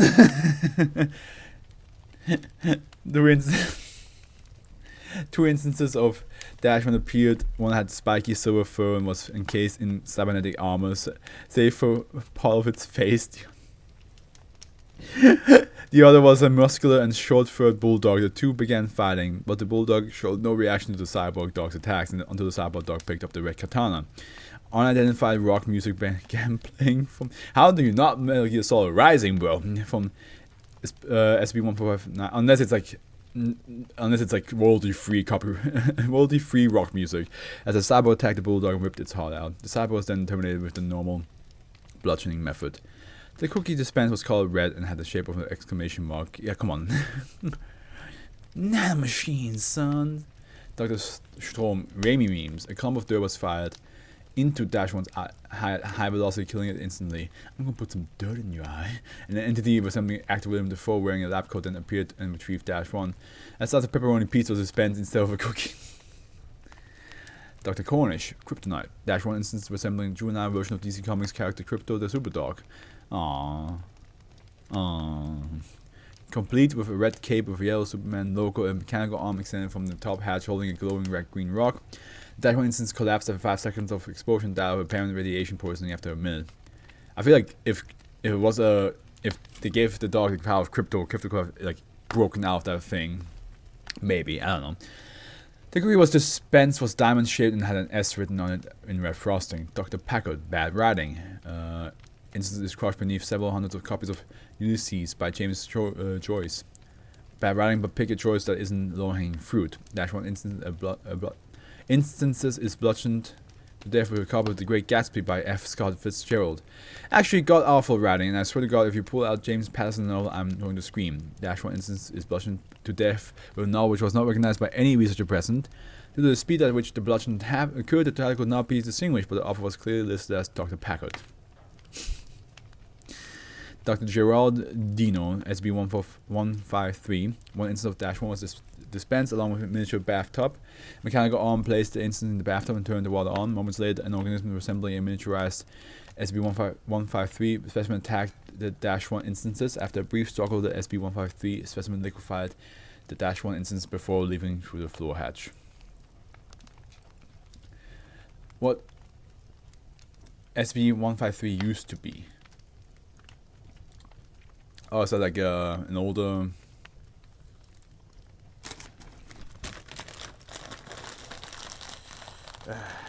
The last one.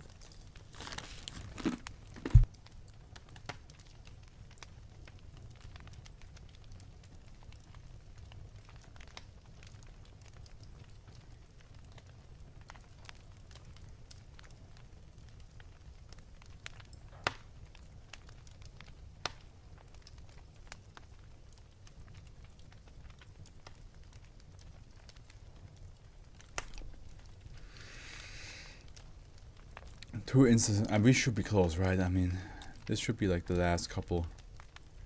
Oh god, it still feels so far away. Two instances of Dash 1 are dispensed, and one holding an atom that resembles Dash D in its mouth. The first instance appears to be possessed with the atom and is incredibly hostile to the second instance. After a while, the first instance mauls the second one to death.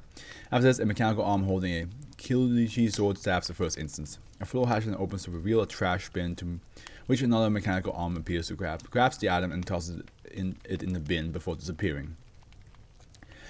Junior researcher Lauren, the One Ring from the Lord of the Rings. A number of Dash 1 instances acted out the entirety of the Lord of the Rings by J.R.R. Tolkien, manifesting and demanifesting as necessary for the scene changes. All dialogue, including song, was replaced by bark and other vocalization, while costumes, props, and special effects appeared identical to those used in the movie series. Notably, the event of the narrative reflect those of the book, not the movies. The performance went on continuously for 14 hours, at which point all instances still present were terminated with the default bludgeoning method and cleanup occurred as normal. The performance did not pause when personnel left to acquire food or relieve themselves, necessitating a recap of missed events when they got back. An estimated 100,000 cookies were produced at the experiment conclusion. Upon testing, it was discovered that each one provided a full day's worth of nutrients. Request to use cookies as field rations pending. Honestly, I just want to see a golden puppy. Junior researcher alone. Next, junior researcher at Cash using this thing for movie night is getting transferred. Where the hell are we supposed to put all these cookies? Junior researchers saying Stormtrooper. A gun on the end of the mechanical arm emerged from the wall of the chamber, taking and missing 6 shots at -1 before the arm extended further and was used to bludgeon the -1 instance to death. Junior researchers said Fall Guys. 50 differently colored instances of -1 were produced, each about half the size of an average -1 instance. A pink mechanical fan emerged from the roof of the chamber. The fan began spinning at a rate of 200 miles per hour, taking 12 -1 instances with it, killing them almost instantly. 4 -1 instances walked into a mechanical fan, causing them to be killed. The mechanical fan retracted into the chamber's roof. A large pink cube emerged from the chamber's roof, suspended by a white string. The string began spinning as did the cube. The cube crushed 17 -1 instances. The string retracted into the chamber's roof, as did the cube. A green cylinder emerged from the chamber's roof, studded with blue cubes. The cylinder began rotating and moving sideways. Eventually, 16 SB-1459 instances were killed and the cylinder retracted. The remaining SB-1459 instance was terminated via the default bludgeoning method. 50 cookies were produced. A single blow to the back of the head. A mechanical arm emerged from the chamber roof, holding a sphere with a mouth-like contraption attached to one side of the head, or side of it. The contraption spat a bullet at the back of -1's instance's head. A single dark chocolate chip was produced. Junior researcher Cornwall. Tropism. A single fern emerged from the chamber roof inside of ceramic pot. The fern grew at enormously fast speeds and grew directly towards the -1 instance. When the fern came into contact with the instance, it rapidly curled around it, resulting in the asphyxiation. The fern was returned into the chamber roof, still curled around the -1 instance. The cookie was produced a distinct strawberry flavor. You'd think that maybe after this I would be numb to dog death in movies, but I'm pretty sure I won't be. I will never be. Info hazard by researcher Seth. They look expunged. A second -1 instance was produced holding a single sheet of paper. NASA revealed that the sheet of paper has text written on it that describes the previous events of the test. The instance looked at the they look expunged and nodded. The SB-1459 instance underwent severe mutation to its body. 50 pounds of ash were produced rapidly instead of a cookie. Junior researcher Seth was placed on the temporary psychiatric leave. I'm sorry that I'm doing this all the time. I'm like just looking how many more are left, but we're getting there. This is the length to read. This is the same length to do a normal SCP stream. So. Yeah, I can feel it. Researcher N. Lane's time paradox. -1 walked into a box with the words "Time Machine" painted on it. After leaving the box, it found an elderly instance of -1 and proceeded to bite it to death. After this, the first puppy disappeared and the elderly puppy reappeared. This chain of events repeated 1,111 times before both puppies were bludgeoned to death by mechanical arms. Junior researcher Bradshaw. Mitosis. -1 instance manifested showing symptoms of stage 4 canine lymphoma. Instance died 2 hours after manifestation. 2 cookies fused together at one edge were dispensed. Sifting. -1 instances manifested and was then restrained by mechanical arm. A second arm extended holding a sieve. The -1 instance was forced through the sieve, resulting in its expiry 2 minutes into the process, which proceeded for another hour afterwards. At end of process, the instance's entire though crushed skeletal system remained in the sieve through unclear means. Extremely fine cookie crumbs and chocolate chips were dispensed. The video game Doom. -1 instance and one rabbit equipped with various miniature weapons manifested. The -1 instance attacked the rabbit, which proceeded to shoot a number of the instances with a shotgun, eliminated several more with a chainsaw, and killed the rest with a single shot from a weapon which produced an explosive ball of green energy. The big fucking gun, the BFG, bro. A port opened in the back wall of SB-1459, revealing the head of a final -1 instance, a large English bulldog. The rabbit proceeded to leap onto the instant's head and tear its face off with its paws and teeth. After this, the lower hatch opened and the rabbit leaped in unharmed. Ending message altered the state. Maybe you won't do so bad in hell. God, I'm a sick fuck. How am I going to tell Redacted about this? 2-1 instances manifested atop a dark bed. The first instance, a golden retriever with a collar labeled with redacted Bradshaw, whined at the second instance. A rough collie with a collar labeled redacted. Junior researcher Bradshaw, significant other. This resulted in a battle of barking between the two instances. The two instances left the dark bed, which was removed by a robotic arm and one and opposite ends of the enclosure before rapidly succumbing to what appeared to be a high acceleration of canine transmissible renal tumor.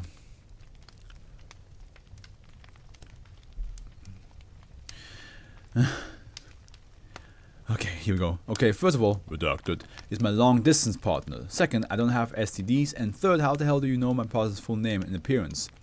-1 instance manifested in the opposite end of the enclosure and were placed in miniature chairs at miniature desks with miniature laptops on top of each. Instances were separated by a wall. Instances were identical to the two instances manifest in the previous test. Video recordings of the test confirmed that the two instances were engaged in a Zoom call and that the golden retriever instance also had an email open on the laptop from Redacted Veterinary Clinic, confirming its absence of canine STDs. The two instances barked at each other through the Zoom call, showing characteristic sign of excitement. Meanwhile, the central wall split in half vertically and both halves moved away from the center, dividing the enclosure into thirds. In the center room was placed a desk with the Foundation Department of Internal Security logo on its front, a laptop, and a third instance, a Shiba Inu. The third laptop played live audio from the ongoing Zoom call between the other two instances. The third instance pressed a key on its keyboard. Immediately, several -1 instances dressed in miniature body armor corresponding to standard issue MTF armor burst into either room, gunning down both instances within. All remaining instances are executed via default blushing method. It is saying that his partner is not part of not a Foundation member working somewhere else. It's a random person that he's telling shit about that's happening in the Foundation. And the Shiba Inu is basically like one of the Foundation members that is now aware that he tells people what's happening here. And then they're both getting terminated because they know too much. Idiot. Dr. Ferris Reiner, Patter Screamer.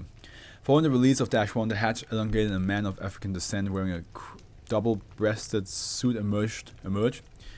The man proceeded to sing Mad Dogs and an Englishman by Noel Coward at volumes of roughly 16 decibel, without mistakes to pronunciation and diction. The man was noted to be similar in appearance to the noted Broadway actor Redacted. Dr. Ferris Reiner was given headphones -1 died of presumed internal bleeding. Pattern Screamer. Miniature rubber replica of SCP-1050, which, even though that's definitely very recent of the ones I read, still a while back. 1050 Obsidian Obelisk of yes. Falls from the hatch and crushes -1 head. The impact produces a cartoonish squeak noise. The recorded message has been replaced with repetitive vocalization resembling a shout, but very flat and unenthusiastic. In place of a cookie, a slip of paper with text was produced which read, "You're so boring and unoriginal." Dr. Barnaby. Acute radiation poisoning. SB-1459 dispensed a small metal rod next to -1. Mechanical arms then snapped the rod in half. -1 vomited 2 minutes later and then expired of an apparent heart attack. Geiger counters indicate no signs of radiation outside SB-1459's chamber. We should be now. Okay, there's one more scroll after this one left. Dr. Saturn, Abyssal Terrors. SB-1459 played the sound effect indicating the method of examination and had previously been used. Abyssal Horrors. Has been abyssal pressure. SB-1459's internal chamber was completely filled with the water, followed by a loud groan. Under the assumption that the pressure within SB-1459 could breach, all personnel involved in the test were evacuated and the containment chamber was sealed. Standard recording footage. It would be such a shame if my microphone never caught any of this. Stand recording footage.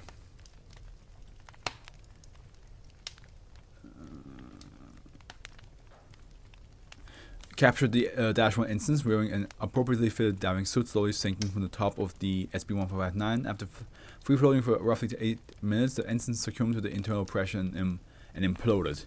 No structural damage was found on SB-1459, and the order to evacuate the wing was revoked. It is unknown where the groan originated, though it is theorized to be related to the failed test immediately prior. A piece of saltwater taffy was produced instead of cookie. Researcher Evans, philosophical zombie. A Dash 1 instance was produced and disposed of in the default manner. No physical difference in the Dash 1 instance was observed. One frosted sugar cookie was dispensed. Upon further analysis, the cookie was determined to contain artificial sweetness in lieu of sugar. Dr. Harley, the word of God. After an instance of Dash 1 was produced, a robotic arm descended from SCP-1459's hatch holding a leather book with the words Holy Bible on the front. The arm proceeded to repeatedly bludgeon Dash 1. A chewy lemon cookie was dispensed. Dr. Chair. Here we go. The last ones, guys. Last ones. Dr. Chair, fed to death. 2 robotic arms descended into the chamber, and one holding a napkin on the other, and the other a spoon. A third arm appeared, holding a blender filled with what appeared to be an edible mixture. The arms proceeded to spend the next 52 hours feeding this mixture to Dash 1, with the third arm retreating upwards and descending again, with a refilled blender after running out of supply. After 52 hours of constant feeding, Dash 1 died of a ruptured stomach. SCP, 1,255 cookies, each of a different flavor dispensed. Each cookie had a message, "Yeah, you're totally going to hell for this," written on it. Dr. Chair, fed to death with eggs. Mechanical arms proceeded to force raw eggs down the throat, causing it to choke on it. In addition to a cookie, SB-1459 dispensed 1 boiled egg unpeeled. Just eggs. Observing personnel failed to recall any memory of the experiment, except for the fact that the results involved Dash 1 dying on an extremely high quantity of eggs. Footage of the experiment was inconclusive. The dispensed cookie would contain traces of boiled egg yolk. Junior researcher Sane, Portal, the video game, was dispensed into a chamber. The chamber began to rapidly fill with a greenish-yellow gas. After 5 minutes, the instant's eyes rolled up and expired. Instead of a cookie, a slab of black forest cake was dispensed. The cake is alive. Half-life free. Made no attempt to harm Dash 1. After approximately 5 minutes, instance was pushed into a trapdoor. No cookie was dispensed. We've done it, guys. We've done it. Back to past me. But for people on YouTube, there's definitely more to come. And just to do this to indicate that I'm cutting here. All right. I gotta say, even though it's very fucked up, the puppy machine is pretty solid. It's pretty good SCP because it is such a bizarre thing. It also reminds me a lot of 914, which is also like a SCP that was like so bizarre, and they kept on experimenting on it and doing awful or dumb shit with it. So, and of course, 914 was also like a lot of like fun stuff with it. But like, at the end, I'm saying like, yeah, there was a lot of things that they did. It was just like pure like, why would you do that? Which is the case here as well. Like you have to be fully aware the whole time. Like they are killing puppies over and over again for cookies. Like you could have finished after like 5 experiments, but like, yeah, we gotta get the gist now. We understand. Like you have done one experiment where like, shoot it. It does that unless it already has done that, and then one experiment where you'd be like, oh, I don't fucking know. Jumping over riding a motorcycle, jumping over a obstacle course and crashing, and you're like, then you see that and you're like, okay, I'll get it. It legitimately will do whatever we demand, as long as that, no matter how crazy it is. We get it. We're fine. We're done. We don't need to kill puppies anymore. That's 2 to 3 puppies that we kill. We're fine. But yeah, no, it's still a good read, and future me will have read the entire experiments, and he probably will still keep the puppy machine pretty high up, because there is a lot of effort put into this SCP. It is meant to be messed up. It is meant to be messed up and has a lot of very, very, very, very dark comedy to it. I enjoyed reading it. It's just that I'm very tired. And of course, there's a lot of moments where I was like, "Oh God, why would you do that to puppies, man?" Which is, I still hold to it. Like, why would you do that to puppies? But it is a good SCP to be like, yeah. Some SCPs are not not bueno. Sibling rivalry. I think that one was very interesting to read because of like all the confusing like dialogue, right, in the interviews. Like, yeah, like my girlfriends. And then like but actually it's, well, he only has one girlfriend, but the other girlfriends just happen to dating the same guy who shares memories, and he probably also doesn't really realize that he is rotating girlfriends all the time because he thinks it's normal. That was a lot of fun to read for sure. Iridescence, really cool concept, creepy concept as well, very creepy. Opalus probandi.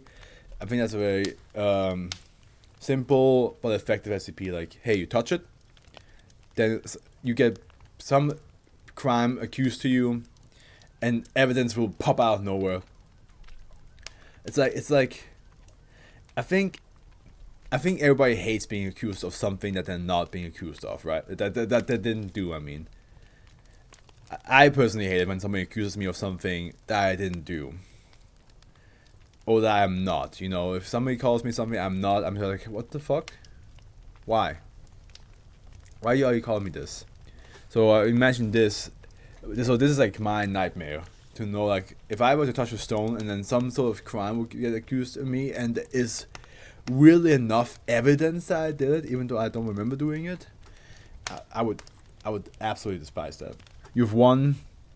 That's it. I think that's just hilarious because like it's just like, it can range for so many different things, and the way it comes to you is also like very weird. But yeah, you want just feels like what people like. I mean, okay, I will say it this way: you want is like, remember all the commercials where you were as a child that you see where you could win something, but this time there's a chance you could win it, but the way it comes to you might be the most obscure way possible. The Thai mother, she was trying her best, man. She got a T-nut. She doesn't say she's from the Greek myths, but she definitely got a T-nut very hard. It sucks. Morning cloak. I feel bad for the guy who he wanted to like see what I can only assume is his lover, just to find out that that got robbed from him because of the foundation. I feel bad for him. Terrible home additions. Yeah, I mean, wouldn't it be nice if your home suddenly has an extra room that doesn't fit to the rest of the house? That would be nice, right? Right? Come on. Lagging doors. Yeah, that door is just selfish. He just wants his own. He's not okay with his own door frame. He wants to take another door frame. You understand? He's like, hey, this is mine now. He's the bully. He's the bully of doors. And sunken children's perimeter, it's just a creepy situation. The whole circle, it's just eerie, especially on the water. No, thank you. Alright, guys, I'm gonna go head off now because I am tired. Like I said, I'm gonna read the rest of, I will have read the rest of Puppet Machine by now. I hope you enjoyed that, no matter how dark it was. And yeah, I'll see you all on Saturday for the next SCP reading, which is the 1460. I wish you all good morning, afternoon, evening. I am tired as shit, and the F was with you.